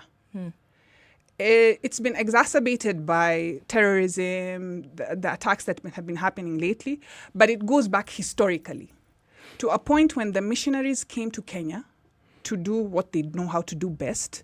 The biggest fear they had was the spread of Islam. So they ended up fighting through policy, to the point they didn't want to use Kiswahili to spread Christianity because they said Kiswahili is related to Islam. So if you use this, we're promoting Islam. And that ended up being deeply ingrained in the country without us realizing it. The only thing that we can say saved or gave the Muslims a space or a voice is something, the protectorate that we had from the coast, the 10-mile strip. The 10-mile strip was given to Kenya, the Kenyan colony, by the Sultan of Zanzibar. And he put it in when they signed the documents that you have to cater to the needs of the community, the Muslim community, the Qadhi's court. That was signed from the very beginning. And if that was not there, I feel like that would have been lost. So you're living in a country that has been designed in a way that not to support Muslims as much. And the Muslims seems like the other, to the point that now we want to remove the Qadhi's court because it's like, why are these people getting benefits? Now we want to remove the Qadhi's court? Yes, people are fighting to get that out of Who's the now we want to remove? Who is we? Now we want to remove the when I Qadhi's say courts. we, I will speak as The reason I'm Kenyan. pushing back like this is because there are very many things that are coming out in this conversation, and I'd like us to actually go into the practical of it, right? With the practical experiences. So let's start with that Qadhi's court. Who wants to remove the Qadhi's court? Nasra, let me just chime in here. Even at the time when we were putting into place our constitution, that's where the biggest fight actually began. There are people who didn't want the issue of the Qadhi's court in our constitution. In the constitution? Yes, there are people who didn't want the Qadhi's court in the constitution. Yes. So now, who is this that wants the Qadhi's court out now? The same people. Who is this? Who are these people? In the 2010, in the campaign for the Constitution, I remember the most vocal against the inclusion of the Catholic courts in the Constitution were the Christians. All right? Sections Were of the the people Christian who claim to represent the sections Christian of Christian view. leadership campaigned and said, if you include the Catholic courts in the Constitution, then you are giving one religion advantage over others because you're directly mentioning this particular one. And there was a whole, conversation and pushback on this is not just about the Muslim, it's about their way of doing things. So people passed the Constitution.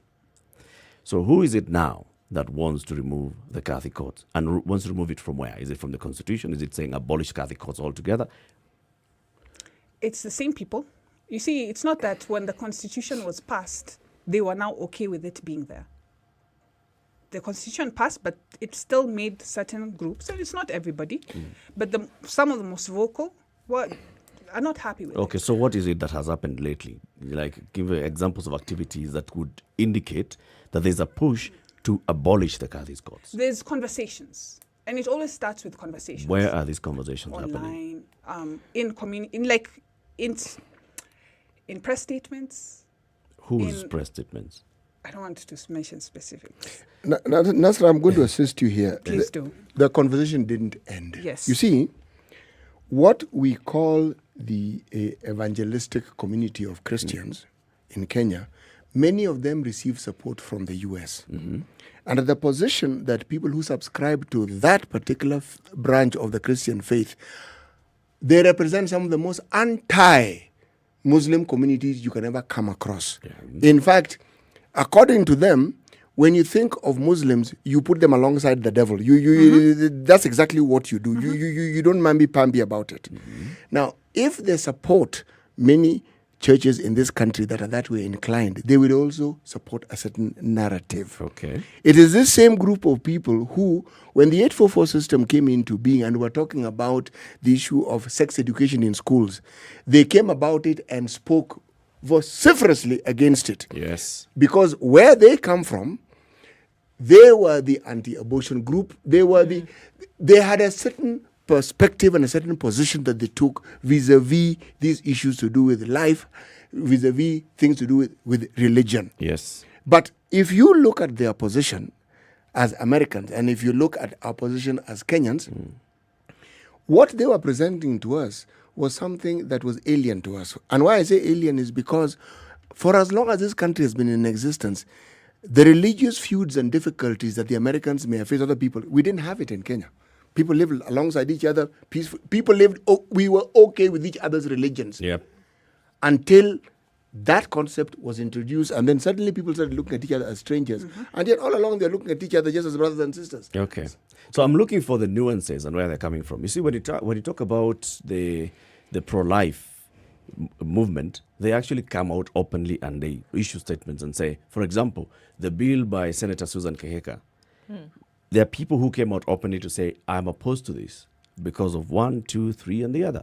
In 2010, there are people who came out to talk about why they were opposing the Constitution. And they said, those who had a reason about Catholic courts, they came out to say it.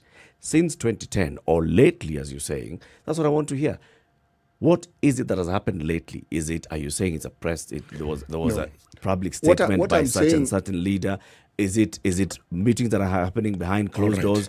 Because this is not a small thing, CT. When you say that there is now a new push to remove why don't I just... Are we saying that the rumblings... And where are they? Are we saying that the rumblings never died? That they still continued to be spoken of? Not only whether it was in certain communities, certain areas, whether people still had the conversation that we are not comfortable with this the way it was, that those rumblings are still taking place. Are we saying that they have not come out in the open glaringly like they had in 2010, for example? Then they've not come out glaringly to say that, look, it's still in the Constitution. We don't want it anymore. It has not come out, but the conversations are being had. Look, Eric has asked a question and I'm going to respond to it. If you look at 2011 and the issues around it, the bombing of the Twin Towers was blamed on Islamic terrorists. Okay? The Patriot Act came in, and a season of marginalization for anyone who was Muslim, had a Muslim's name, began. People were profiled. Now, it gave fodder to even more people who were already inclined to a narrative that was anti-Muslim. Because they could say, you see, this is what we've been saying all along. See, these. Now, it isn't a narrative that has died. It is a narrative that keeps coming up. There are times when it evens out, it never really dies. And I'm saying that the influence of certain groupings within the US, especially those who have an affiliation towards the Christian faith and who are evangelistic in nature, that influence is not just in the donation and the financial help they give, but also in the narrative that they preach. That is what I am saying. And I hear you. I'm just seeking the word is it's the not direct that application of there's that. No new. It's not a new push. It's not a new thing that's happening. It's as CT has said. It's something that has always been there, and it will come. And even with this BBI, somehow you will see the conversation at some point. Somebody will bring it up somewhere. It will appear because for those of us who live by the Kadhi's court, we hear it more than you because it directly affects us. And it's the same people who are not comfortable with it last time are still not comfortable with it. Okay. And you don't just expect that they'll wake up and switch off, just Exactly. because it passed, that, okay, yeah, it passed, so, okay, now I'm comfortable. Yes, but at the same time, we hope for understanding. Okay. If we can live... How do we get to that understanding? You see, if you look at literature that has been written, even just post 2011, is the portrayal of Islam as a violent religion, and which it isn't. Now, those who subscribe to that particular faith then have this difficult task of trying to present and say, look, folks, why don't you look at any religion around the world and you will find that every religion has extremists. So we are not unique in that sense. Yes. Now, because of that, look again around the world and look at people who subscribe to this faith and how they go about their business. They are just like everybody else. There's nothing untoward about what they do. What am I saying, Eric? I am saying that if you're a minority, and the Muslim community is a minority, you are very likely to feel the sharp needle of discrimination simply because of the historical factors and other things that have nothing to do with what you have done, but the larger brotherhood that you subscribe to or the sisterhood that you subscribe to, if they face a certain focus, so will you, even if you are not in that direct line of fire. Okay. Yes. You know, the reason I've pushed on this one is because the line that Nasra you've taken was there's sort of deliberate marginalization. In other cases, not deliberate, but it just happens. Historically, it has been carried on, and it becomes like it's normalized marginalization of certain groups of people, especially from the coast. Talk about certain tribes, just because you're going to apply for an ID and how you look, and because you're Muslim, then you go through a more rigorous process of getting that. And that has happened in government offices. So that's very clear. It's government office, you've gone for an ID, then what somebody else from the same coast is going through and what you're going through are different. Why I picked up on the issue of the Catholic court is because it was going on that same line. It was like, this is a national sanctioned move to try and purge on the Catholic courts. And I'm like, wait a minute. How did this, at what point, where was I when this became a state project?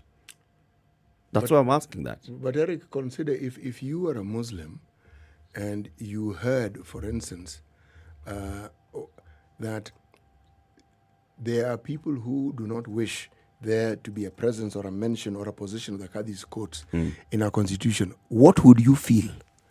It becomes personal. We are being marginalized. That's what you would feel. Yes. Okay? Yes. This is not dissimilar. When South Africa got their independence, there were discussions about the white community and their position in this new government, which was predominantly black. And there was a small issue of what if they would like to have their own state, meaning an independent state. It was debated at great length. Clearer, wiser minds prevailed and said, look, don't shut that door completely. Don't shut it. Let it be a conversation that can continue. No one has ever seceded. No one has ever moved away. Why? Because the door was never shut.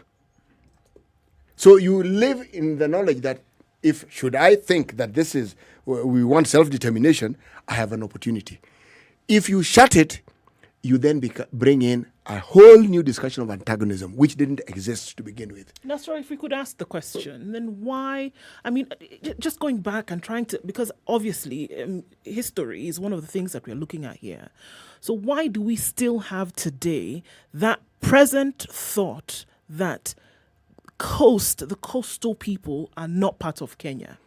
Why is that the issue? Even with all the talks and the drives that we've had of bringing the country together, unification, etc., why is there still that thing that shows that, or that would be the perception that the coastal people are not part of Kenya? Why is it still there? And is it a reality? It is a reality. And the biggest thing from where we stand is because the coast is different. The culture is different. And because the culture does not align or match with that of the rest of the country, already it feels like these are totally different community.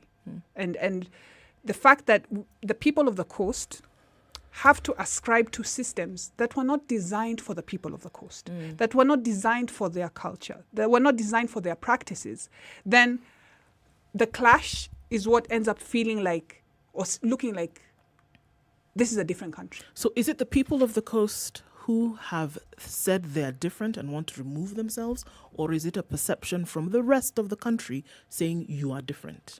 It's a mix of both. Who's spinning it? It's a mix of both. The people of the coast are different. And okay, when let me specify, because the coast is majority Muslim. Okay, not majority, but the culture is, most of it is based on an Islamic culture that now has been ingrained into everyday practice of almost everybody. Not to say lower coast. Lower, but upper as well. Upper has a very strong Christian presence. That is what I'm getting at. The Islamic presence exists. But you see, again, this is now where Upper is actually Taita Taveta. Okay? Okay. That is it. I'm not talking... Because I had Shika and Lamu as Upper. Lower. That's why. Kwale, so the coastal strip. Yes, Kwale, Mombasa, Kilifi, Tana River, Lamu, lower. Okay. That is my definition. I'll hold that thought then, Nasra. So we take a break at this point and then we come back and you continue with that. You're telling us how different the coast is and the people of the coast and historically what it is that they've been feeling, all right? 26 minutes after 7, this is Kenya's biggest conversation. It's the Situation Room. We are on SpiceFM, online and on KTN Home. Our guest host today is Nasra Omar Bwana, digital curator, researcher and author. She runs Historia.com. This is Historia with a double I. H-double-I, Storia with a Y. .com. Well, conversation continues shortly. Good morning. This is the Situation Room, the only way to start your day. Spice up your life. Spice FM. It's getting hot in here. Oh, everybody steals. It's better a thief who brings something small back. And I say to myself, there's no better thief. A thief is a thief, period. All those bribes, how much they are getting per year, how much inconvenience they are causing. As much as you call it a small case, it's worth it to be convicted. The truth is, we are a tribal nation. Because if we were not tribal, and I want to go back to this, you cannot continue walking around with a mug which is clean outside and it's rotten inside. We have become a Fuliza country. We have mortgaged our country because of debt. You've got one chef working and the assistant chef wakati anatakana koroge unga nini hayuko. This is the Situation Room, the only way to start your day. Japan, biotechnology, yes! Hey, Samuel, are you into business now? What are you importing from Japan? Knowledge! I'm going to study biotechnology in the best university in Japan. I applied and ta-da! Japan? Yes! You will have to first learn Japanese. No, my friend. They have more than 850 courses that are provided in English and very affordable. Hey, how do I apply? Kuja Osome Japan. Study in Japan Global Network Project brings you an opportunity to study in Japan. Log on to www.studyinjapan-africa.com and apply to study in Japan with over 100 universities providing cutting-edge science and technology courses including the field of robotics, artificial intelligence, AI, environmental studies, information technology, and many more. Not only postgraduate but undergraduate level is also covered. Mention our course, you will not fail to get it. Visit our website today on www.studyinjapan-africa.com. All right, so we're looking at weather conditions in Nairobi this morning.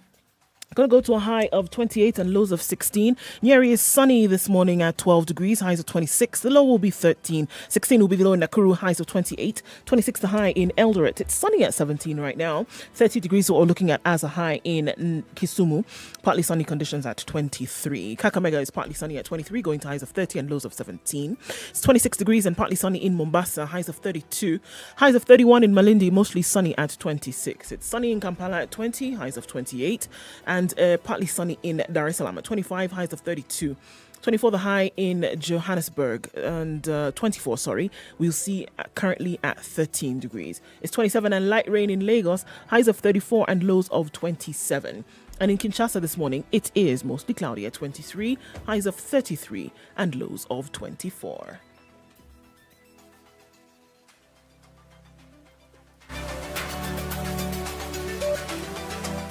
Are you ready? Okay. Spice FM. Traffic. Okay, so there's traffic on Thika Road today, all the way from the NYS heading into town. It's slow, but it's moving, not at bumper to bumper. Waiyaki Way, people, traffic at Kangemi, it's a nightmare this morning. We also know that part of that bridge had been removed for continued construction, so it's going to affect traffic for at least 2 months, according to what we've been told. Outer Ring Road at the Donholm interchange is the mother of all traffic jams. Never experienced such as what folks are saying. It is bumper to bumper. Manyanja Road, very busy this morning as well. So it looks like everywhere you look, there's quite a lot of traffic. Let's hope that this opens up soon enough. Okay, so coming off of Langata Road and Gong Road, it's not too bad, as then you then connect with the Nyayo Stadium roundabout. Take a look at it and see how it progresses later on. SpiceFM KE on Twitter. Talk to us just in case you run into a sticky situation. We'll see how we can help you get out of it.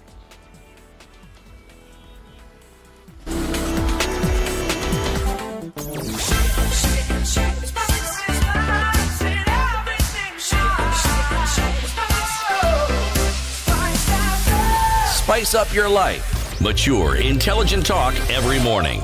Spice up yourself.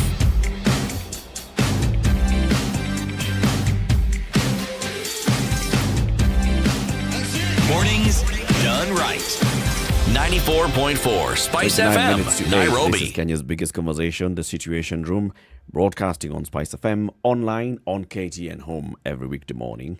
6 to 10 a.m. In the room every morning is CT Muga Nduoko Eric Latif. Our guest today, our guest host is Nasra Omar Bwana. She is a digital curator, a researcher, and author. She runs a platform called Historia.com. HISTORIYA, Historia.com. You can follow them on Twitter at Historia as well. Talking about the economic disparities and marginalization on the Kenya coast from a historical perspective, and that's where you were, Nasra. You were giving us that historical perspective, saying the coastal people are different. How different? How's the difference? The difference is in the culture and in the practice. And also the difference is in the way of life that the people of the coast have based on the proximity to the ocean. And as CT clarified, we're talking about the 10-mile strip specifically, the area closest to the ocean. And the thing with most of the people who are there, majority, the Swahilis, it is a culture that is African, but deeply connected with Islam. So even the misemo that you hear from Kiswahili, haski la mwadhini wala la mteka maji msikitini, it's really connected to the religion. And the religion of Islam is not just worship, it's a way of life. It's how you eat, it's how you work, it's how you conduct your business. It's to the point we saw how the late Yusuf Haji was buried, very different, because that's part of the practice. And so your outlook on things and how you conduct relationships with people is determined by that. But isn't it the practice the world over, for example? Things like this are just not peculiar to the coast. There are ways in which people practice religion across the world. The country I come from, Muslims practice the same way. So that's what I'm asking. There must be something else that is peculiar that we would then say is separating people or giving them the perception that they're not part of the country. But in describing this, we're talking about in Kenya. Okay, I understood. In Kenya, it's different from the rest of the country. Somebody from the coast might be closer connected to somebody in Comoros because of the cultural practices that we have, because of the language that we speak. I might have more in common with a Muslim, an Indian Muslim, based in Kerala or somewhere, because of the practices that we have.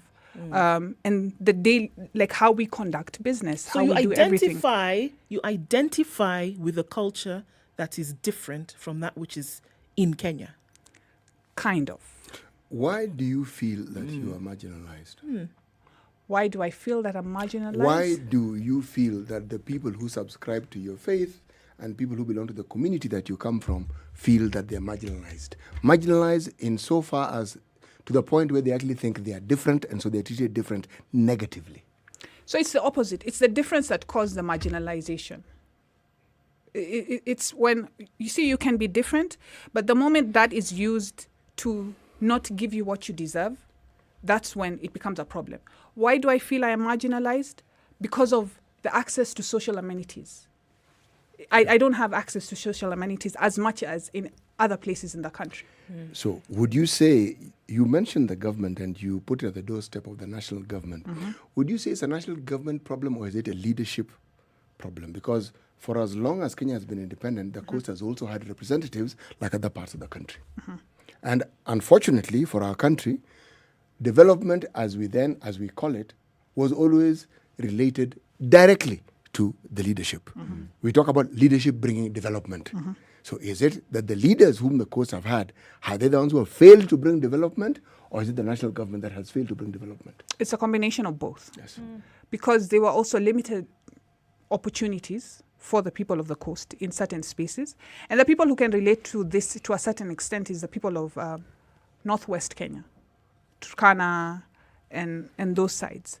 Is that, one, the national government did not do their best to make sure everybody got what they deserved. And at the same time, the people, blame goes to the leaders of the coast. They did not fight as much as they did. As you say, the proverb you started with today, what did you say? About the hills and the shadows and the nights. And the rulers. And the rulers. Speaking the same. It gets to a certain point, they become the same. And they do the same things. But, you see, if you have two people in power fighting for your rights, and you're fighting against people who have 10, 20, 30 people in power, obviously, it will not be the same. You need more voices, and you can only push so much. Let me ask this question. It's a sensitive one, but I'm going to ask it. If you look at what you've just mentioned, a lot of it then boils down to people who had access to formal secular education, as was introduced in this country by the missionaries or the colonialists. Yes. Now, would you say that the coast were disproportionately disadvantaged when it came to the provision of this educational system? You're saying it. That's exactly what it is. And the problem with the coast, or the problem with Kenya, most of our problem starts colonial times. When people or places that have thrived the most are the places where there were social amenities that were designed to benefit the colonizer. That's where the best schools were. That's where the hospitals were built. And if you look at the coast, because one, it was part of Zanzibar at that particular point. So their things were being sorted by Zanzibar, or our things. And at the same time, the Mzungu did not want to stay in the coast. It was too hot. They did not. So when they left, other places of the country ended up benefiting by inheriting the systems that the Mzungu had put in place. But now there was nothing there. The systems that were put in place were those by Zanzibar or the fallen Swahili city-states that were there. And when Kenya became a country, that was now irrelevant. Your madrasas, Kiswahili was written in Arabic scripts. Now Kiswahili is written in Latin script. All those things stopped to matter because now you people, please come join Kenya. We are now part of this. But the amenities, the systems, the people of the coast were now supposed to ascribe to the systems of the rest of the country, whereby they had been spending centuries with a different type of system of governance. What would have been better? What would have worked? If you're looking at people who operated in a certain way, had a totally different system of government, culturally they were totally different, and then now being asked to be part of another entity, another sovereign state, right? What would have been a better way of going about this? It would have been a mix and match. Adapting what is best for them and keeping what is needed by them. Within the boundaries of of a sovereign state. Yes, and to a certain extent, it is what the counties are doing. It's what the Majimbo was about, to a certain extent, because different regions have different needs. And so, for example, the education system. If you look at the coast, people there, the Muslims in the coast, are going through two parallel systems of education at the same time. Right, for years, whereby one, you're studying Islam, because that's what you need to know, your religion, and it's a way of life. So how best that would benefit you. And on the other side, you're studying a formal system of education. For a long time, the two were not put side by side. The two existed separately. But now, in the last 10 years, a place like Nairobi, which has happened more, they're now integrated schools where they have combined the two systems. And children are not waking up at 5 a.m. to go read the Quran and study religion, going to school at 8 a.m., coming home at 4 a.m. and going back to madrasa to learn. Now what they're doing, they have put that in the curriculum, whereby when they're teaching science, they're also teaching the science that's in the religion. When they're teaching manners, you're being taught, because in school here we learn, wash your hands, do all these things. That's also taught there.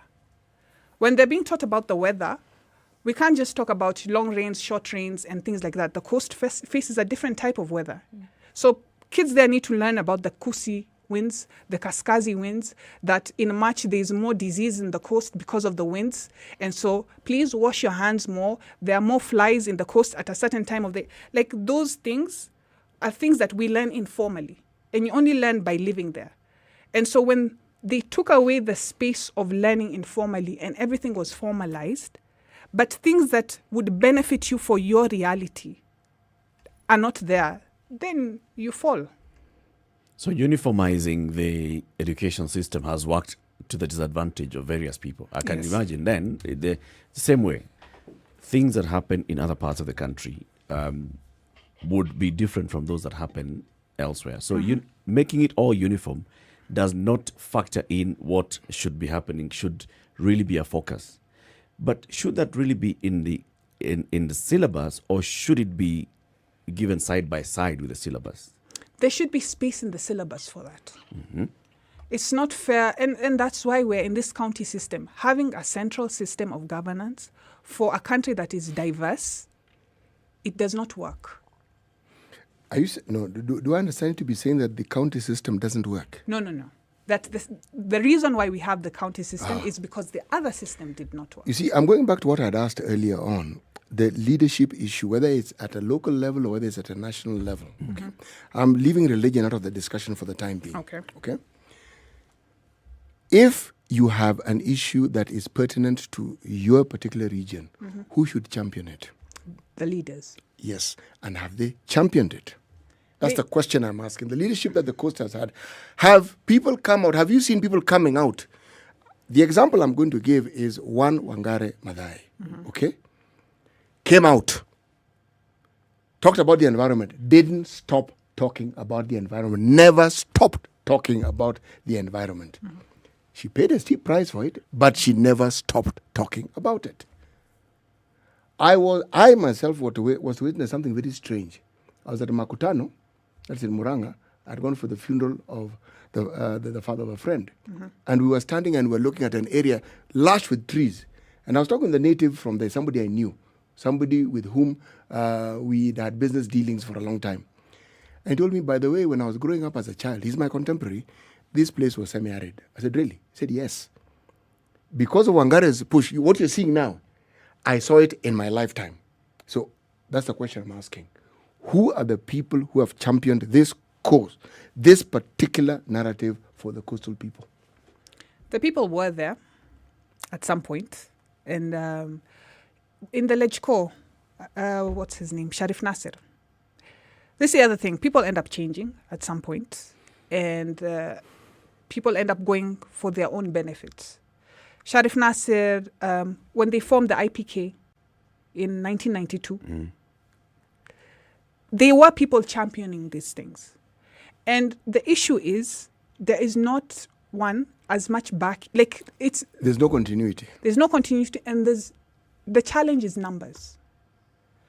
Yes, Wangari Maathai did it, and she got the support. She's an outlier. Yes. That's why she even was recognized globally. She's an outlier, probably. And maybe you could even argue and say, those things that our friend Gadara keeps talking about, that system, the colonial system that was inherited, that is supposed to have a top-down approach, an only one-way approach. If you think about at independence with the KADU and the Ronald Ngalas and the others talking about, let's also champion the issues of the marginalized, that was the issue of the coast at hand. You know, Eric. And then you can see now those other leaders that keep popping out here and there, IPK coming out, other leaders who come out, and then the system sort of comes in and suppresses them. Maybe it's a system issue.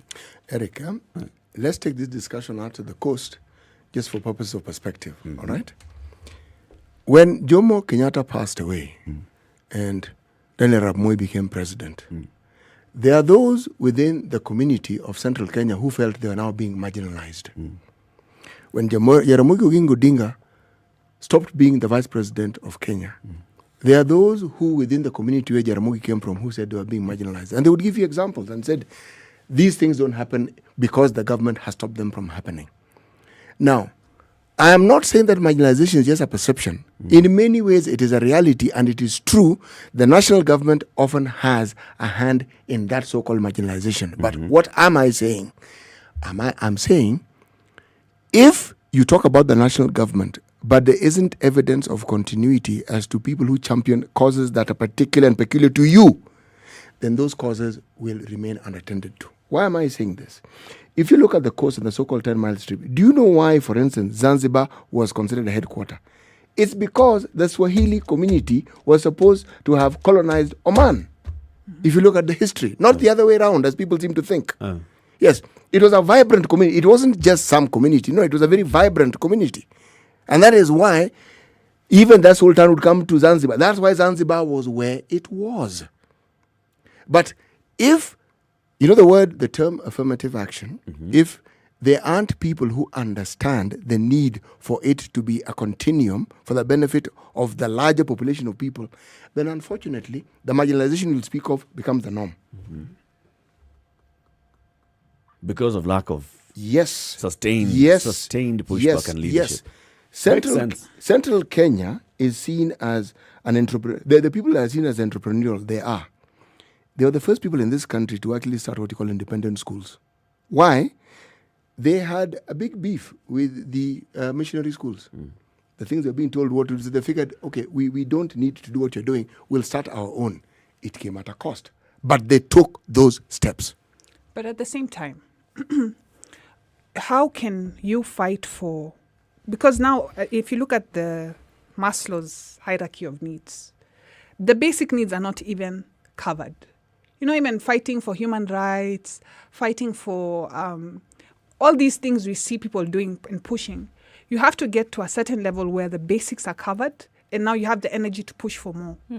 So will I spend my energy looking for a hospital?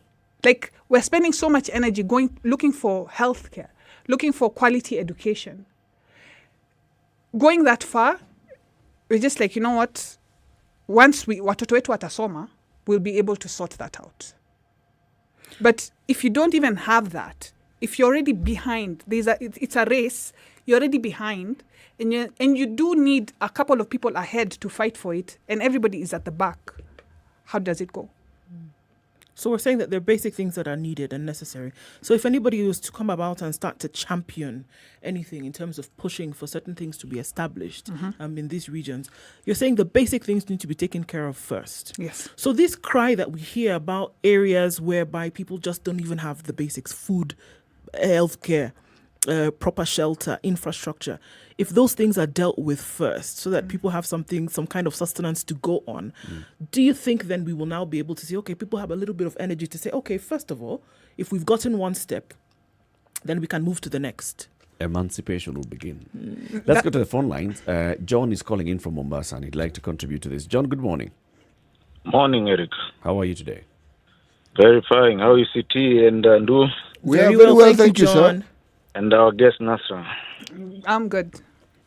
Now, I've been listening Mombasa joto mingi. Ndo tumerauka. All right. Now, I've been listening to the conversation this morning, and as for me, I'm born and bred in Mombasa. And I'm not a Mijikenda, I'm a Kikuyu. Born and bred in Mombasa. And if I look at the leadership of the Mombasa leaders, as how Eric was talking, not Eric, City, was talking about the initiative that Wangari Maathai took. We had a leader like Karisa Maitha, who came up with the idea with the Mnazi sellers, the Kilifi area and all that. And he made sure that the Mijikenda people are not being disturbed when they are producing the Mnazi. And as we speak right now, Mnazi is being sold, isn't it? So he fought for the Mijikenda people. The other thing, when you talk about the Muslim being marginalized, to me, I don't think they're being marginalized because the coast area is large. As City was saying, the biggest population of Muslims is on the lower side. That is Lamu. But when you come on this other side of Kilifi, going all the way to, mostly are Christians. You see? And they are mixed races. Like in Mombasa, you find they're mixed. So, to me, in my opinion, I don't think the Muslim community is being marginalized. Okay.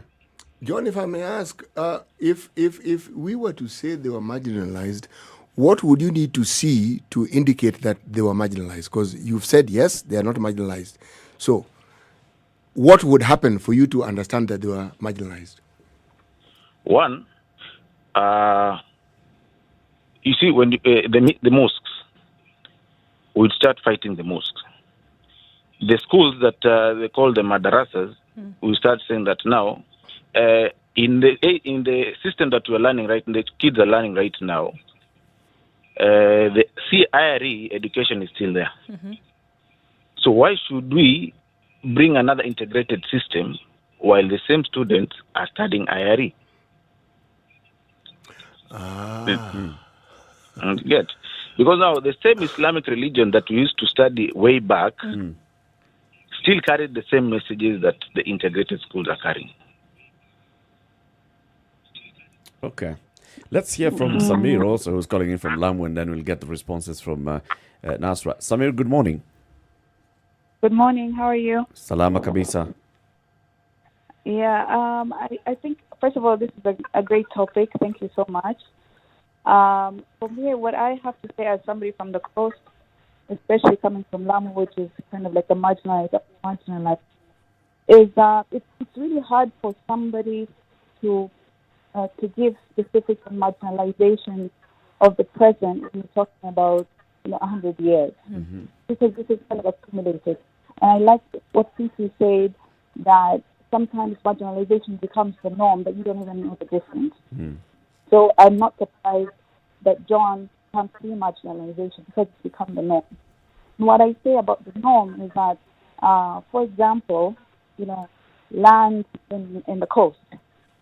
Land in the coast used to be considered crown land, meaning that in order for you to get a title deed anywhere in the coast, you have to get permission from, the Queen, who is represented by the governor and the Commission of Land in Nairobi.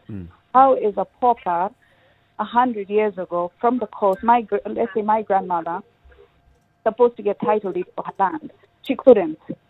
And so despite where I'm from, we have, my great-great-great-great-grandfather, we have ruins that date back to the 8th century, saying that this is my land. My grandmother could not get a title until 2010 for her land when we had the new constitution. And so that's so the norm that for somebody like John, it's like there's no marginalization. Because it's become, the Ministry of Land is so corrupt, that's normal. No, it's not normal. Yeah. And for us in the coast, it's only the 2010 constitution that now gave powers to the county government to be able to do land planning, to be able to, decide who settles on which land. Whereas compared, and I'll speak specifically to Lamu, whereas compared to what we had during the Moi government and the Kenyatta government, some of the Kibaki, but not so much, more of Moi and Kenyatta, is that you have a settlement scheme where you're supposed to have, 30% ratio of foreign to non-locals, 70% ratio of locals getting titles. Instead, you have the opposite. Yeah. And, we have documents to show that. But then you present this to the PJRC, nothing is done. You're told, get over it, that's the past, let's move on. So marginalization has become the norm. And, going back to religion, asking for people from the coast to, you're doing IRE and, come on, IRE is in class and you should move on. There's a difference between the two, is that Islam is a way of life. It's tied to my language. The Swahili language, I speak, the way we do our weddings, it's not a colonial thing. It's actually part of my culture. And so even IRE 2 hours per week will no way teach me everything I need to life. And so the forceful centralization of our education system, we cannot deny what it has done to the coastal community. So somebody who doesn't ascribe to the Islamic faith might say, well, that's IRE on, but not realizing that 50 years ago, when we had a forced centralization of the education system, that my father could no longer speak his language into the classroom, could no longer practice his faith in the classroom, and that has affected me. So it's going to affect my kids, and it's become the norm. Thank you very much, it's historical. Samia. It's a cycle. And thank you. Thank you very much. At 4 minutes to 8 o'clock, let's take a break now on KTN Home, and then conversation continues right here on SpiceFM. KTN Home, don't go far away because you're just taking a break, and then come back and join the conversation. Our guest host today is Nasra Omar Bwana, digital curator, researcher, and author. She's very passionate about the issues of coastal marginalization of the coastal part of Kenya, especially looking at it from that historical perspective. Good morning.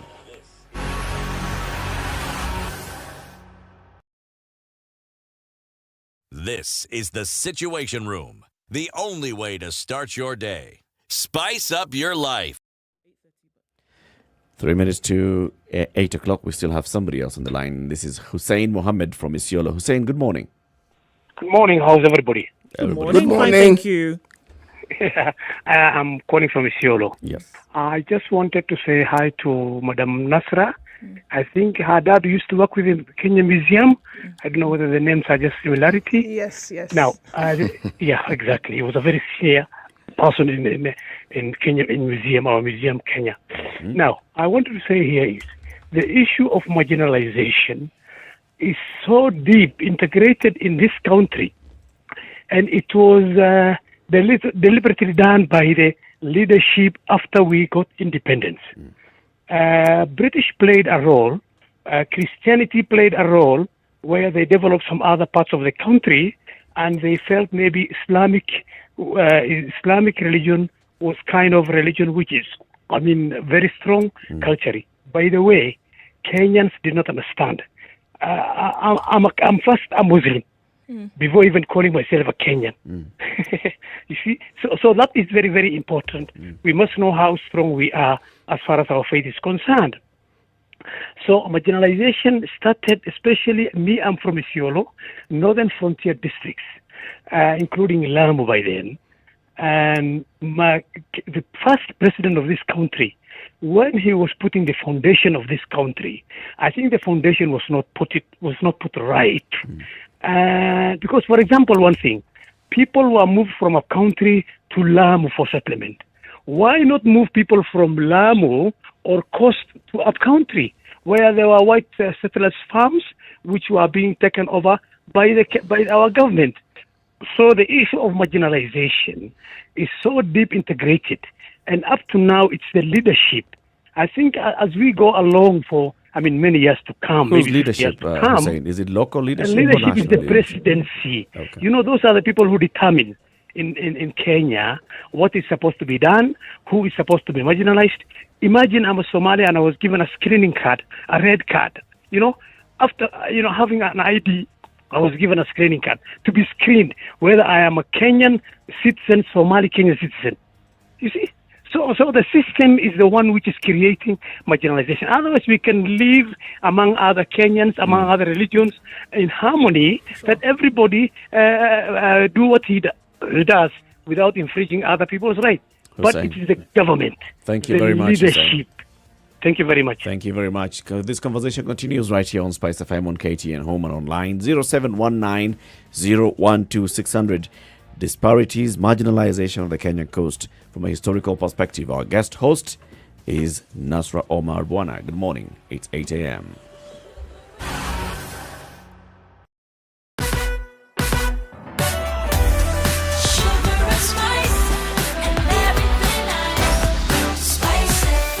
Spice up your life.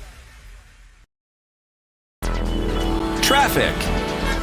All right, so a truck has turned over on Lunga Lunga Road this morning, and that's connecting with Outer Ring. That's what's causing that huge traffic jam that everybody is experiencing this morning. It is crazy. Manyanja Road also crazy traffic this morning, headed in that direction, or even trying to come out of there. It's an absolute mess. It's total insanity from where we're looking at it. Outer Ring, Maya Sana, unfortunately. Also looking at Kiambu Road, it is bumper to bumper. Then trying to join with Muthaiga Square, that's not going to be fun this morning at all. On Mombasa Road, in and outbound, a little bit around Airtel inbound, outbound all the way through to Bellevue. Moving very slowly now. Hopefully it'll open up not too long from now. The Nyayo Stadium roundabout, then into the CBD, out through Westlands, backed up in both directions today. Coming off of Thika Road as well, as you get to the Globe Cinema overpass, coming out of Ngara, it's slow. Wangari Maathai Road, if you get out from Pangani, might be the better option if you're trying to get into the city. Unless, of course, you're in a public service vehicle, then sorry, you have to join everybody else. Coming out of Westlands, we see we can use the Red Hill bypass if you haven't got junction just yet. Keep an eye on things and see how they look. It is a crazy Wednesday, guys. Patience, patience, patience. It'll pay. SpiceFM KE on Twitter. That's how you can get in touch.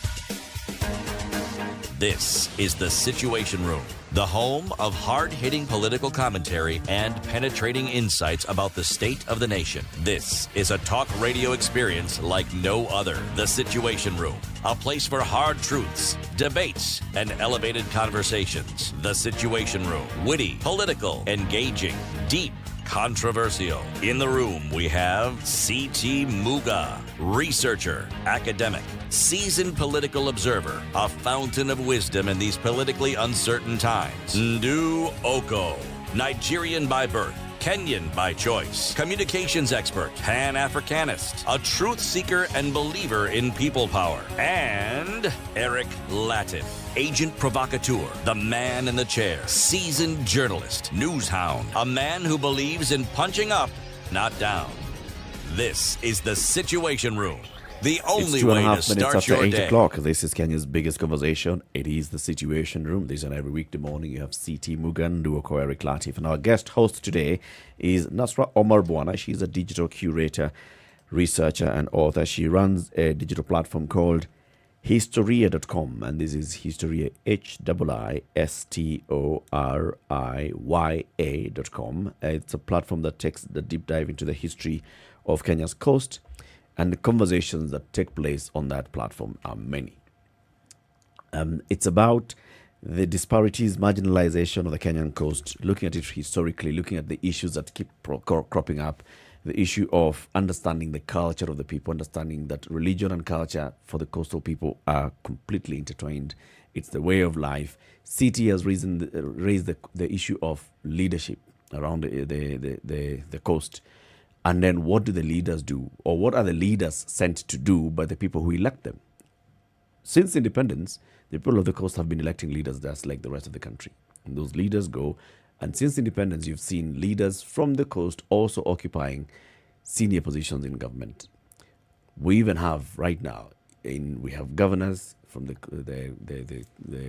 coastal counties. You've got senators from the coastal counties. You've got members of parliament from the coastal counties. Like you've even got national leaders of national political parties coming from the coast. So what is it that these leaders understand as their brief from the people when they're going to represent them to raise their issues at the national table? The thing about marginalization and marginalization is discrimination. It's systemic, and you said it yourself. You said it's become normalized. So, and just because it's normalized doesn't mean it's not okay. But how are these leaders supposed to fight a system? It's equivalent to telling somebody in the States, you have black leaders in Senate, in the House, why aren't you fighting racism? Because even the denial I'm hearing, and it's people wanting us to prove that there is marginalization. It's like asking a black man to prove that there is racism. And it's being told, no, there's no marginalization. What you're feeling is based on your own doing, and you should be fighting this. No, this marginalization is something that should be fought by everybody. We're supposed to be having allies everywhere. But consider, Nasra, that maybe the people who are actually asking this question is because they don't understand it. So it's not that you need to prove it, it's you need to sensitize the people. You need to show them this, as it happens, look at the difference between this, and then you can clearly see the marginalization. Even so, even now, and listening to the calls and the questions that are asked online, the same questions that are being asked, people don't want to believe it. And being told you're not marginalized because we've let you pray in mosques and IRE should be enough for you. Doesn't that sound like something off? No, it sounds like somebody who doesn't understand, and that's what I'm saying. Yes. That by them saying that, it basically shows that they don't understand, and they need to be made to understand. You see the way you've explained that it's not about religion. You see, when you go and do CRE, you're learning about religion, what the Bible says, what Jesus did, what Abraham did. But when it comes to Muslim and Islam, it's about the way of life. It's culture. It's when you're learning social studies, there's Islam. When you're learning science, there's Islam. When you're learning cultural studies, there's Islam. When you're learning IRE, it's Islam. Actually, so it goes beyond just the studying what is written in the Quran. You know, if you're talking about an academic approach to a religious study, that is a secular way of looking at religion. Now, the purveyors of that faith will tell you this is limited. Because essentially it's like saying, well, you're just looking at so-and-so said this. But there's the larger spiritual aspect of the religion that is not taught in class. Yeah. Because what is taught in class, as I said, is secular, it's academic. Now, that's what most people understand. And by the way, you cannot run away from looking at the world from either your lived experience or your understanding of it. If I were to look at Islam, I'm likely to look at it from the perspective of the faith I subscribe to. And a Muslim would look at it very differently because that is what I subscribe is not what they subscribe to. But that's not what I want to, that was just a by the way. What I want to ask is this question of leadership. You know, we have to come back to it. Huh? You refuse to leave it. I can't leave it for the simple reason that it isn't, when you talk about CDF, it isn't as though certain parts of the country or members of parliament receive CDF and others don't. Every member of parliament, wherever they come from, gets CDF. Everyone. What do they do with it? Every governor since devolution in this country gets money. What do they do with it? What am I saying? I'm bringing the discussion back to leadership and the local leadership. And there seems to be a clear deficit within that leadership, because the leadership at the county level, at the MP level, they're locals. They're not people from any other part of the... They are the ones who seem to have a deficit of understanding as to what needs to be done to ensure that their people have the empowerment that they require, so that the tag and the reality of marginalization is reduced to the point of being removed completely. I think what we're looking at here, and maybe Nasser, you can, is that there has to be deliberate leadership. It's not just somebody who sits in a position and then, expects things to happen. And over the break, we were talking about, I'll give you an example of Nigeria, which I will draw very many parallels with what we are seeing here, is that you had many kingdoms that were in operation before the colonialists came. Now, with the exit of the colonialists, what you had is that those kingdoms remained in place and they were then used to perpetuate cultural leadership in the areas and the regions where they were.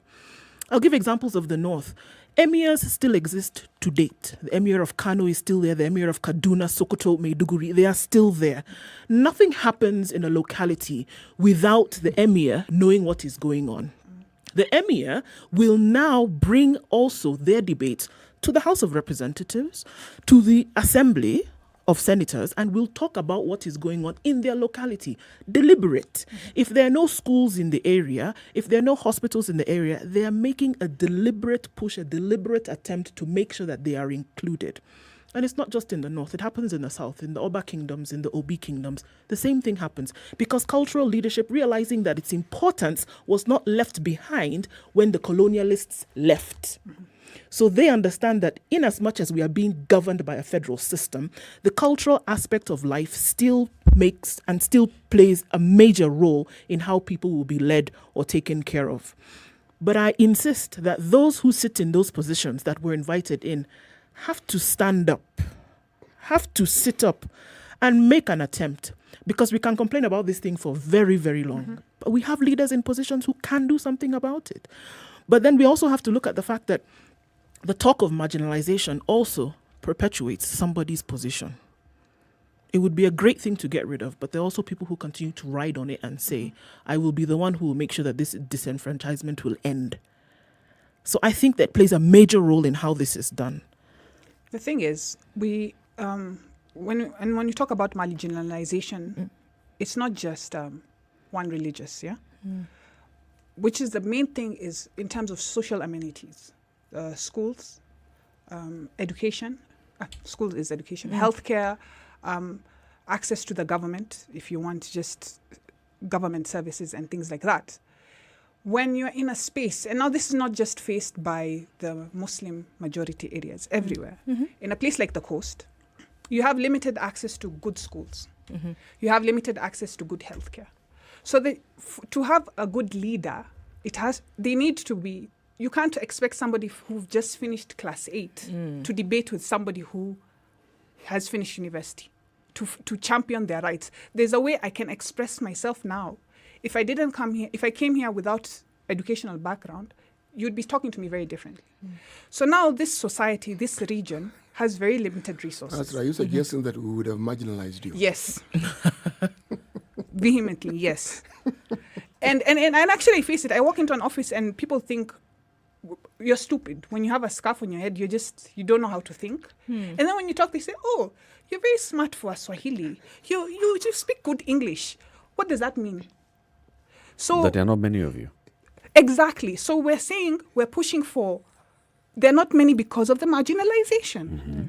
And if there were more, then we can say, okay, 5 of you go be leaders, 10 of you go be doctors, 6 of you go be lawyers, but in let's say one cohort.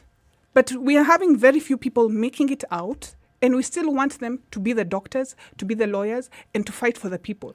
Okay, that's where it starts. Yes. It has to be. There's no option. It has to be. But the amount of energy you spend... You have to spend that energy and look for some more. No.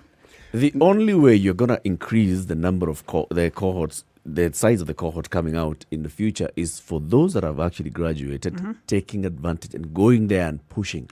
But this is the thing. The systems are not there. We have to build... We have to build... You want people to have the same voice as people who have 10 schools within 2-kilometer radius. Not necessarily the same voice, but you see, like now what you do now, Nasra, it is something that is raising awareness. It is something that is pushing. Now there's you, Nasra, there's somebody else who's doing the same. That brings the conversation to the fore. Somebody has to do it. If it's not brought to the fore, then those who are actually holding the reins of power will not move it. But even so, and it's not that they have not been doing it, still the fact is the resources that are there right now are very limited. Nasra, I'm going to disagree with you here. Why? Why I'm going to disagree with you? Before devolution, that was a statement of truth, absolute truth. With the devolution, it isn't absolute. And we're playing catch-up right now. And that is why I keep bringing it back to the leadership. Before devolution, we had parts of this country that we could best describe as destitute. Yes. Right? That I think that's the Forgotten, best definition. damned. Completely, people didn't even think about those areas. With devolution, the turnaround is almost magical. So the question would be, those areas who started off, even though they were miles apart, were in the same place and then were able to develop. What is the difference? Do you see what I'm asking? That's right. What is the difference? There's a gentleman who was a former governor for Ajir, Mohammed Abdi Mahmoud. That man I speak of with a hallowed tone because of the things he did. He brought about changes that people had not ever thought they would see, but they were there. What am I saying? I am saying that at some level, it has to be an individual push. Yes, it can become communal, but that individual push is what opens up. You know, these communities you speak of where people have this, believe me, it started with a few people. I'd say it started with the colonizers. It did, But not everybody who the colonizer came to also embrace the education. Some people just simply decide they're not going to bother with it. And go back to what they were doing But before still, they came. the area around it had it. There were still benefits. Even if they didn't go to school, there was a road. They did. So their farm produce will end up finding its way to the market. They did. Eventually, what I'm trying to say is, I'm still bringing it back to the issue of leadership. This thing has to start with local leadership. Because if you do not have leadership at the local level who actually articulate the problems of their people, believe me, and loudly, that thing will never get listened to at any level beyond that. It won't. At the same time, if we're very honest with ourselves, we know how Kenya is run. Well, let's be honest. Kenya, in the end, as much as we will say local leaders, voices, it's still top down. So if those leaders are not in cahoots with the top leaders, you will take the 10 times, 20 times the amount of energy to shout to get what you want. So the real leaders who are supposed to be pushed for this are actually people to push the leaders with the control. Reality is you can shout as much as you want, but if you don't have control, I can actually hear your frustration. It's palpable. I actually hear it. Yes, it's like you're pushing against a wall. I'm trying to tell you, are not pushing against a wall. That wall will not move. It won't. You have to move to that wall, and then you got to push the wall. Let's bring in another guest into the show this morning, and this is Hussein Khalid. He's the executive director of Haki Africa. Hussein, good morning. Good morning. How are you? Very well, thank you. Welcome to the Situation Room, and thank you very much for joining us. Thank you for having me. So in the studio, of course, we have CT Muga Nduoko. I'm Eric Latif, and we have our guest host today, who's Nasra Omar Bwana.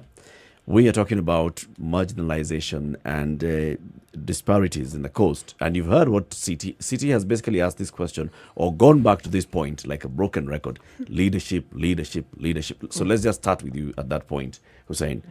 Leadership from the coast. Do you feel that the leadership that the coastal people have had since independence have been adequately pushing for the issues of the coastal people? I think I can say without a doubt that the leadership at the coast and since independence to date has failed the people. They've not met the expectations of the people, and they have primarily played catch-up to other leaders in the country. And this has contributed to the current situation at the coast. But even as I say that, I want to categorically state that while leadership is key in terms of realizing development, in terms of ensuring people's livelihoods are improved, it's not the only issue. There are issues of marginalization, there are issues of discrimination, and more importantly to the people, because in as much as we'd like to point to others, we also have to look inwards. The culture, the tradition, and the way of life has also contributed to the present situation. So yes, leadership has failed us, and it's a crucial element in terms of addressing the current prevailing situation. But then there are also other factors that also come into play when looking at the status quo. What are some of those factors, Hussein? What are some of those things when you say looking inward? What is it that we need to look at that would actually help? Well, for many years, we have been mainly looking outwards and addressing issues that are, either government or leadership related, or maybe even laws and policies.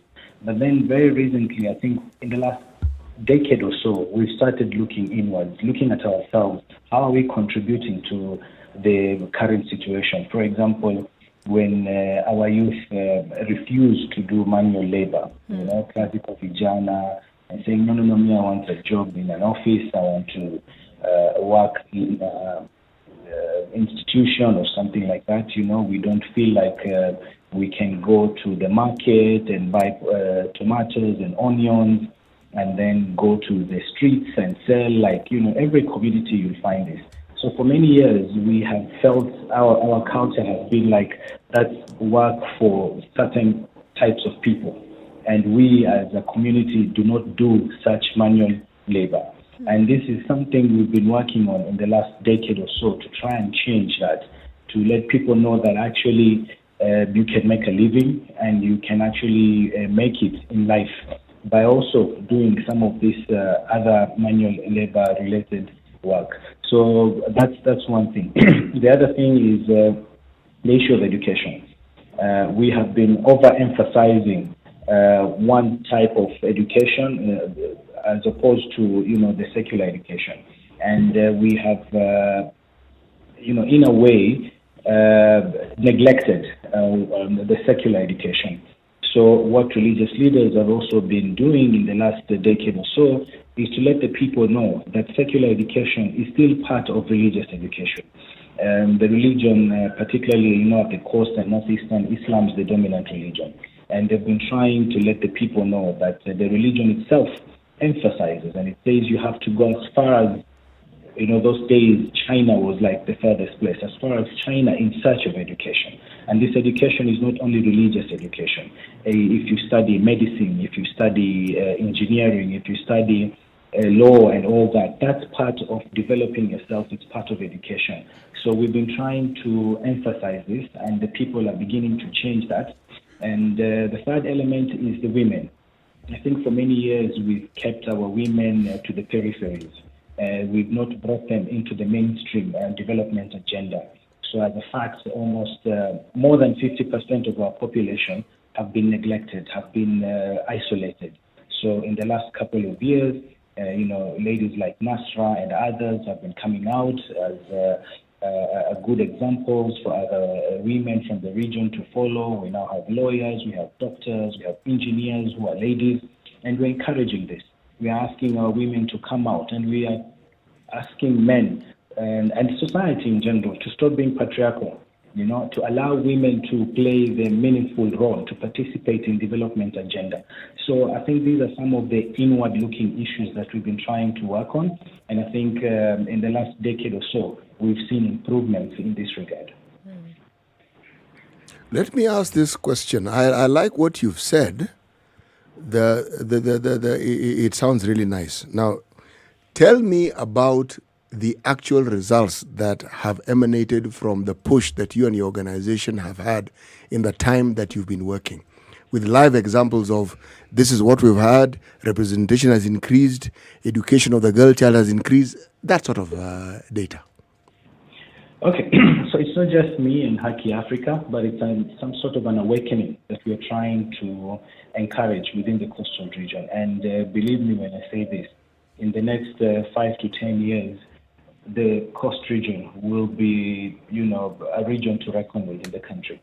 And we believe that that will be the case because we are working towards that. And there are good examples, and one of the examples I always like referring to is on issues of violent extremism. For many years, we've viewed terrorism and related issues as external. These are terrorists that are targeting Western interests. They're not here for us. We are just collateral damage and stuff like that. But in 2015, I think the issues became so prevalent that we were like, no. We have to change the way we are thinking. It is our youth who are leaving our homes, our families, and crossing the border to join Al-Shabaab. It is our youth who are then being targeted, who are being killed, who are being, murdered by security agencies. When these terrorists come to attack, it is us again who are suffering. And we as Haki Africa hosted a meeting of all leaders and said, look, we can no longer continue to view violent extremism as an external issue. Radicalization is happening within our midst. The recruiters are working within our communities, our villages. They are taking away our youth, our families, or rather an entire generation is being wiped away by this thing. We can no longer wait for the government to come and deal with this issue. We have to play our role in addressing this particular concern. And, people are like, yes, we need to do this and we need to work together. We need to see how we can help address most of these issues. And, from that point, we started doing researches to identify why are youth leaving, What are the push and pull factors? How can we work to counter this radicalization, And, we started looking at the underlying issues. And we identified, this is not just a terrorism issue. It's the discrimination, it's the marginalization, it's the lack of employment for our youth, a lack of opportunities, and all these issues. And we started now working as a community, working as a people to address these issues. And today, where we are way much better compared to where we were in 2015 when mosques were being raided, when we had terror attacks almost every other week, when we had thousands leaving the country to join Al-Shabaab. But because we decided, no, this is a battle that we as a people need to embrace. We need to fight it because it's for our own good, and it is at the end going to help us as a people to improve our lives. And I think that's one major battle that we have fought as a community, and we are succeeding. And I can say we are almost winning the battle, and we hope that we will continue to do this, and at the end of the day, be able to stand up and say, yes, we did it. Having a conversation this morning with Hussein Khalid. He is the Executive Director of Haki Africa. And our guest host is Nasra Omar Bwana. She's a digital curator, researcher, author, very, very passionate about issues of disparities and marginalization of the Kenyan coast, which is our topic of conversation this morning. Keep it right here. We'll be back shortly after this break at 26 minutes after 8 o'clock. We are live on KTN Home, on SpiceFM, and online. We'll be back shortly. Good morning.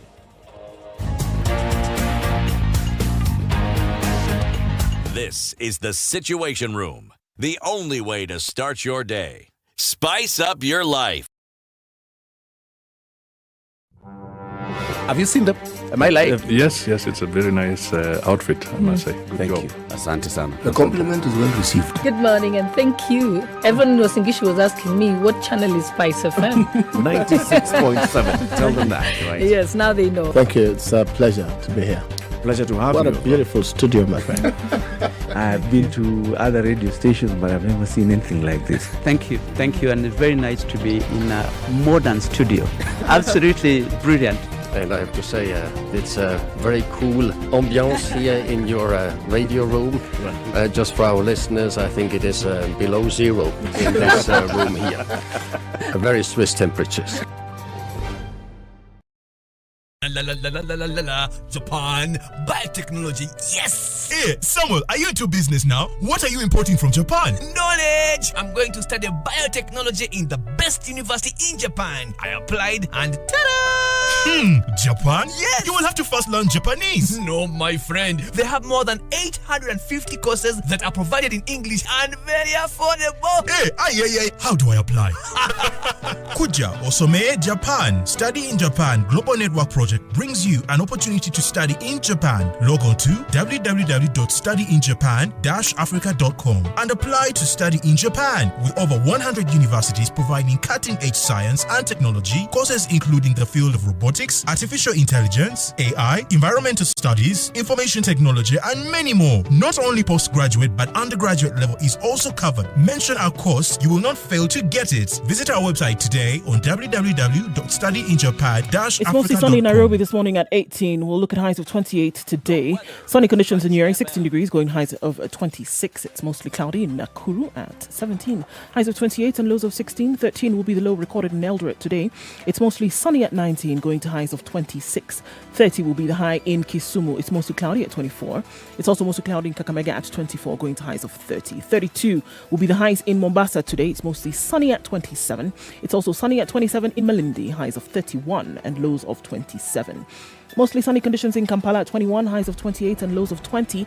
Dar es Salaam is going to register highs of 32 today, partly sunny conditions at 26. Sunny in Johannesburg at 16, highs of 24 and lows of 14. We're in Lagos, clear skies now, the rain has stopped. Highs of 34 and lows of 27. And finally for now, in Kinshasa, it's sunny at 22, mostly highs of 33 and lows of 24.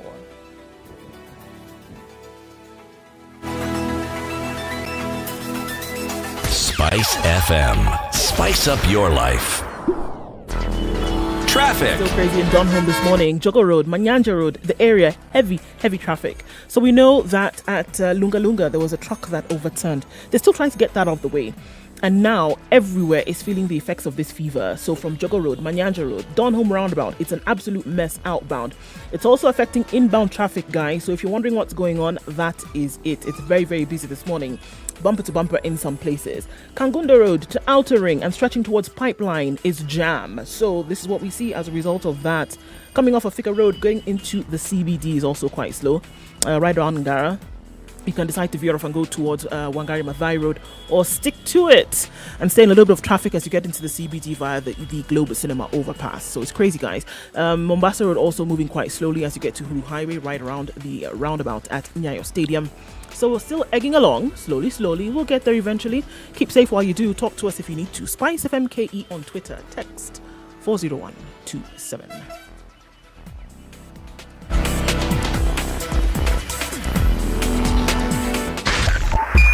SpiceFM, Nyeri. Mature, intelligent talk every morning. Spice up yourself.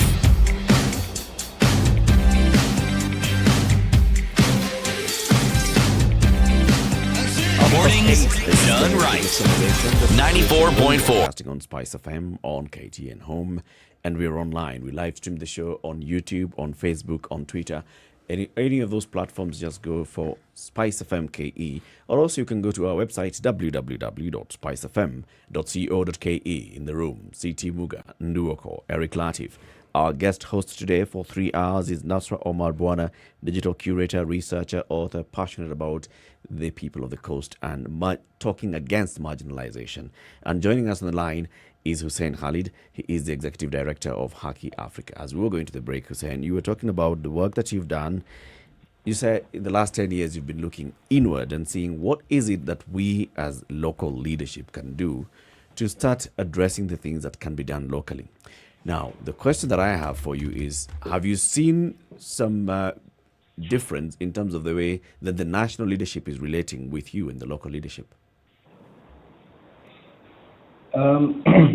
Yes, I think as Nasra said, for you to be taken seriously, you have to give reasons for those in authority to look at you seriously. And I think in the last 10 years, we have tried to place ourselves in that position of authority so that people can then start looking at us as such. If you look at politically, for example, for many years, the coastal region was considered as a pro-government region.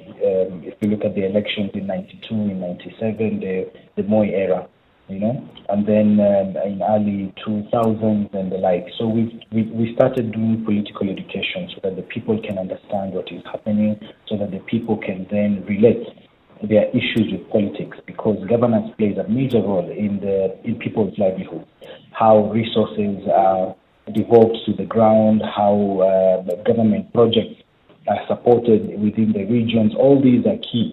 And I agree with Nasra when she said that the region has been marginalized or had been marginalized for many years. So the question was, what are we doing to change the situation? If you look, for example, at infrastructure, for many years, the coastal region, for example, in terms of education, we never had universities. The universities that we have are barely 5 to 10 years old now. One University and TUM, the public universities. Before that, we had nothing. If you look at the road network, for example, the only major road network we had was the one that was running along the coastal region, and then one moving to Nairobi, basically just to take tourists to swim at the beach, and then once they are done, to go back to Nairobi to fly back to their country. Yeah. We never had the local network done. So in terms of discrimination, marginalization, without a doubt, that had been there for many years.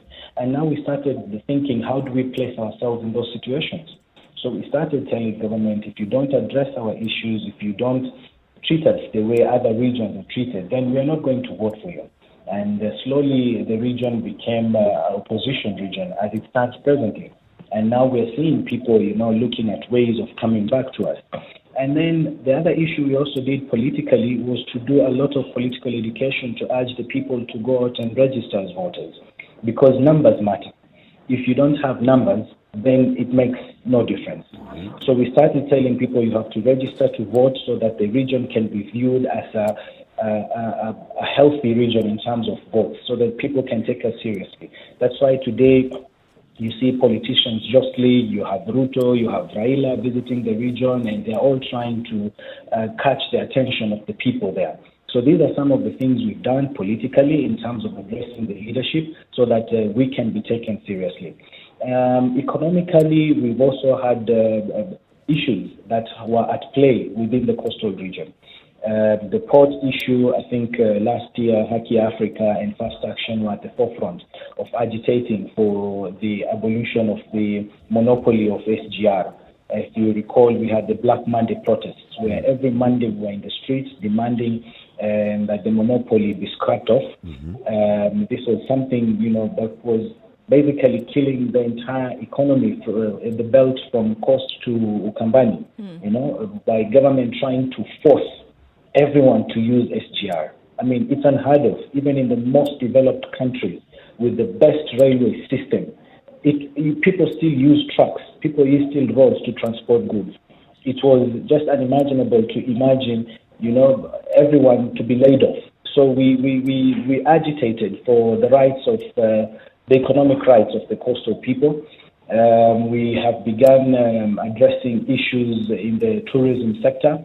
How are the locals benefiting from the tourism sector? How are people who have, gone to school? And this is another thing. We have tried to encourage people to study, to move on. We have now scholarship programs where we're supporting youth from the region to seek further education and all this for purposes of ensuring that we are competitive in the system. If you look in Lamu, for example, they are putting up the ports. We want to know how the local communities are going to benefit. Anywhere in the world, in Kenya also, the local communities must be the first ones to benefit. This has been the case except for the coastal region. And now we are changing that narrative. We are no longer saying that we don't have. We have enough of our own in our own communities to be able to address the local issues as and when required to do that. Are you saying that there's been a reluctance? Okay, so we said last 10 years, if you look specifically at 2015 and moving forward, are you saying before that there was a reluctance from the local communities to do something about inward problems? Was there reluctance and a waiting for the leadership to do something? I can't call it reluctance as such. It was more of a realization. Yes, we can continue pointing fingers. We can blame the government. We can blame our leaders. But if we don't take the initiative as a people ourselves, then these people will continue trampling on our rights. So we said we have to do something. We have to make our voices heard. We have to change the system quo so that, it's no longer business as usual. And even as we say this, it's important for us to still remember, and I totally agree with Nasra, that the region still faces enough in terms of discrimination and marginalization. Ali, can I ask you a question? Please forgive me for interrupting you. But would you say the coastal leadership is friendly to people bringing in the much desired change, for instance, in education? Do they support it? Do they welcome it? Yeah, presently, yes. I would say yes, they do. But of course, not everyone. You have people who, for example, I know of members of parliament. If you look at Kwale, if I may give as an example, they support every student from Kwale County who goes out of the region to seek education. There is a percentage they pay. I think it's 50%. So when you're going out of the region, whether it's university, whether it's college, or whatever it is, Kwale is a good example of how they're investing in education. The governor there has gone out of his way to urge people to seek further education. So anyone who seeks education beyond secondary, beyond high school, the government has, or rather the county government has already guaranteed them 50% of their fees, and they only need to look now for the other 50%. So, Khalid, then how do you explain, for instance, a case where in the not too distant past, the Turkish government, through well-wishers, sought to establish a university at the coast, and even went about spending a great deal of money to establish it. And yet that came to naught. That doesn't strike me as a leadership that is supportive of progress that is being brought to the coast. What happened? I think it depends on, because, particularly international investment must have government input. And I know, for example, a very good example, it's not an education project. This was a second bridge in Mombasa. We have Nyeri Bridge, and it's the only bridge connecting the island to the north mainland. So what we know is that the county government had secured funding for a second bridge that would drastically reduce traffic, that would make transportation of goods much easier. And I believe it was the Japanese government was very ready to support that. But then at that time, was a time when the county government was not seeing eye to eye with the national government. So for this development to come down, there is a role of the national government. And the national government just said no. Presently, we know the Americans have already supported or agreed to support turning Mombasa Road into a dual carriageway. But that is not happening, not because of the county government, but because of processes at the national government.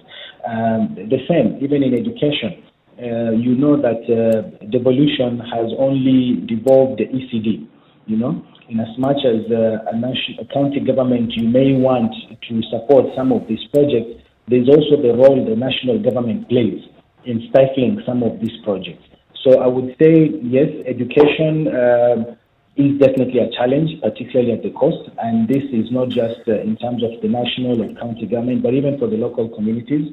We are trying to change the narrative, as I said earlier, to make people feel the importance of being competitive in terms of education. But it's not something, as you, I'm sure, will agree with me, that you will realize overnight. It's something we are working on. It will take a couple of years, but like I said, in the next 5 to 10 years, I think you will definitely see the fruits of what is currently being done. I'll take us, Hussein Kwanza, salams, hope you're well. I'm going to take us back a bit on the looking inwards conversation. And if anybody has seen what Haki Africa has done, it's remarkable in terms of changing the community and how the community operates. And even the factors that Hussein has brought about, people not wanting to do certain jobs, the terrorism that's there. These are all, they're there, but they are not the cause. They're the effect of what's happened.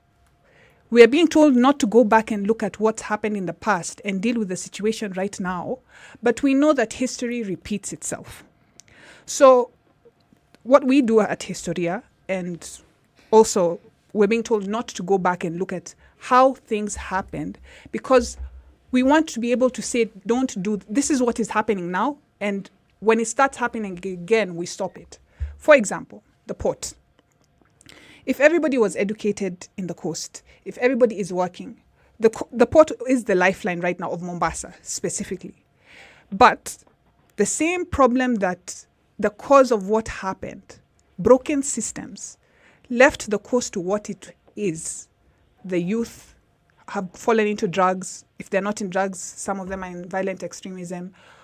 The way education system, all of that is because of a broken system. Now you get the port, the one system that works, and it only works because the government has interest in it. The national government wants something. The national government does not care about the people. It cares about the resources that are available at the coast. And even if we built around ourselves around it, worked it, opened our businesses, opened our factories, what has happened now? The port has been taken away, literally. It's now somewhere in the middle of the country. So we will say the people of the coast don't want to do things. The people of the coast, many people like this excuse, are lazy, which is a big lie. But for the little that is given to them, even that is taken away. And that is because of broken systems. So no matter how much we try to solve the effects of these broken systems, today we will get people jobs. Tomorrow something else would happen because of a broken system, and we're back to square one. I like what you're saying, and this is looking at it, the historical perspective and looking at the root cause. So how then do you apply that history to the present? Because yes, you've gone back into this is where it started. This is where we are at, and it's because it started here. How do you apply that to the president saying, so in future, going forward, then we can correct the system, we can make things work better? Not just documenting the system, but how do you apply it? The biggest thing right now, from Hussein, you can tell me if this is true or not, and is first for the coast to be treated like Kenya. And for the people of the coast to know that they are part of Kenya. Because, and coast, let's not stop at Mombasa. We're going as far up as Lamu. If we're not, the people there are seen as outsiders, the port that's going to Lamu is not going to benefit the people of Lamu as much as it's going to benefit other people elsewhere. Until we treat the country as one, and not just as one as having a similar system, but understanding that this is part of Kenya. These are their needs, and we will cater to their needs as much as they cater to ours. That's when we can move on. How do we treat the people of the coast as one? How will you feel? What is it that needs to happen for that to actually be said, let's tick that box? The people of the coast feel like they're included and they're the people of Kenya. What needs to happen? Hussein? I'll give Hussein first. Thank you. First of all, I totally agree with Nasra on the causes and effects issue. And there are underlying issues that we must definitely address. Historical injustices is one of them. The land that the people have owned for many years. If you look at Lamu, for example, you know, the people who were living in Lamu way before even the scramble for Africa. And now the government comes and just takes away the land and says this is government land. Just because they don't have a title deed, or just because people have graveyards in those spaces for centuries. And then the government is constructing, is working on the LabSet program. They come, they desecrate the area, they totally ignore what is happening, or the people who've lived there for centuries, and then they say this is government land. So we're saying these issues will definitely stop. But my point was that we are putting ourselves in a situation to stop that. That's the part of looking inwards. We have not forgotten the historical injustices, and we are preparing ourselves to take charge of our region. And we're not saying this as a way of getting back to the government, no, but because it is our right, because the law provides for that, because the Constitution says in Chapter 5 on land and environment that land belongs to local communities. So it's not an issue of, trying to take over or to, no.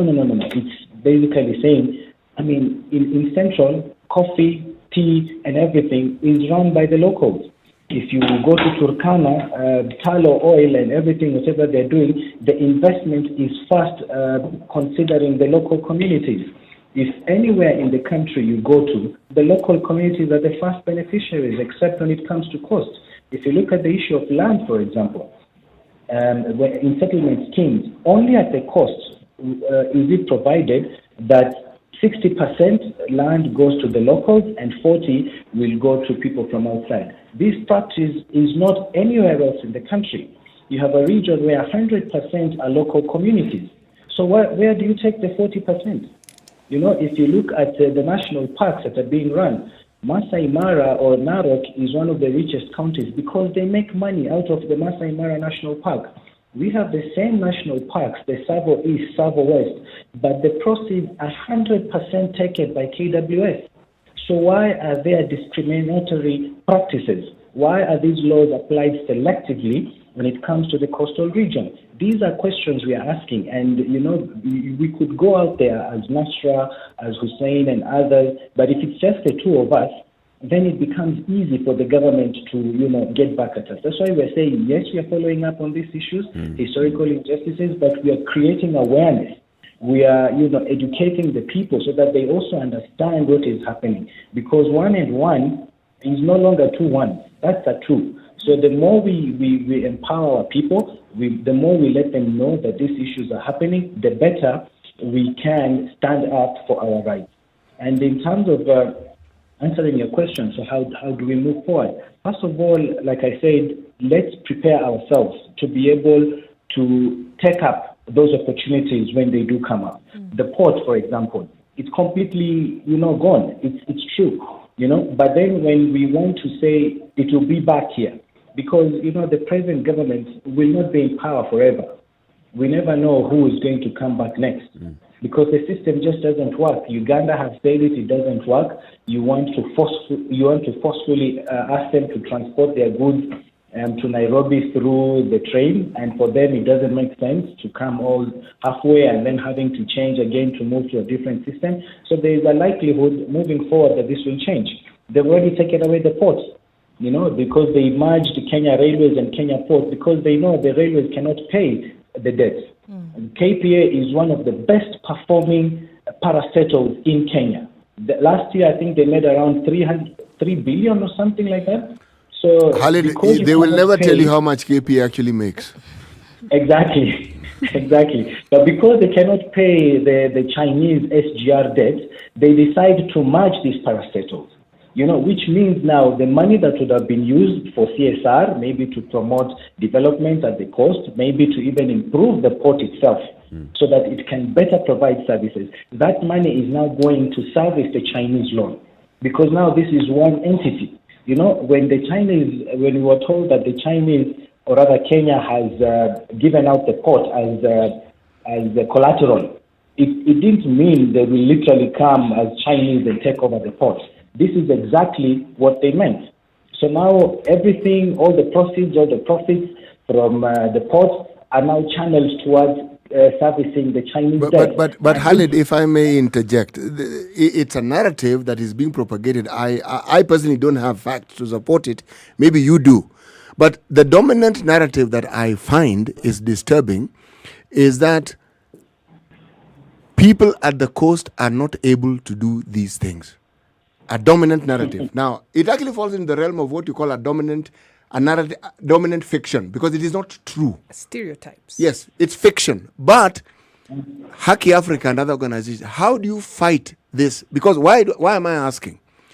If you look at the story about Al-Shabaab, the narrative is that people who join Al-Shabaab from Kenya come from the coast. Fact is not true. We spoke to a journalist who worked for BBC and told us that actually the vast majority of recruits are from Western Kenya. It is actually being said that right now the number 2 in Al-Shabaab actually comes from Meru. So that is the truth. But the narrative is completely different.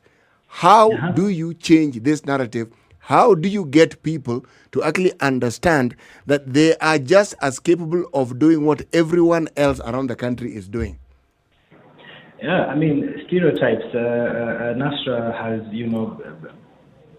I think, explained this initially when we were having this discussion. These are narratives that have been played over so many times over the years. Even for us as locals, we were believing them. We were like, for us, we can't compete with these people. These people are there. So that's what we want to change now. That's what we want to create an awakening of some sort, so that people can then begin taking responsibilities in their own hands.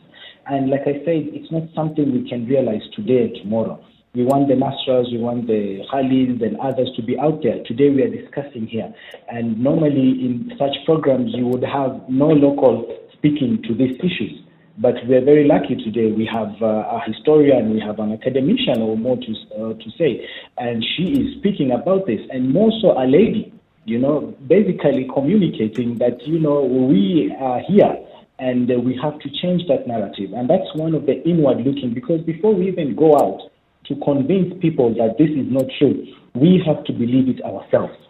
We have to understand that we are more than capable. For centuries, civilization in Eastern Africa began at the coast.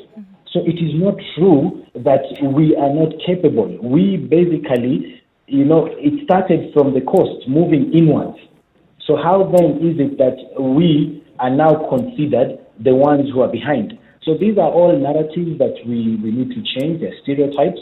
And like I said, it starts with us ourselves. And then we go out, we come to SpiceFM, KTN home and all that, and we send the message out. To add to what Hussein has said, for years, for many years, the stories of the coast are not told by the people of the coast.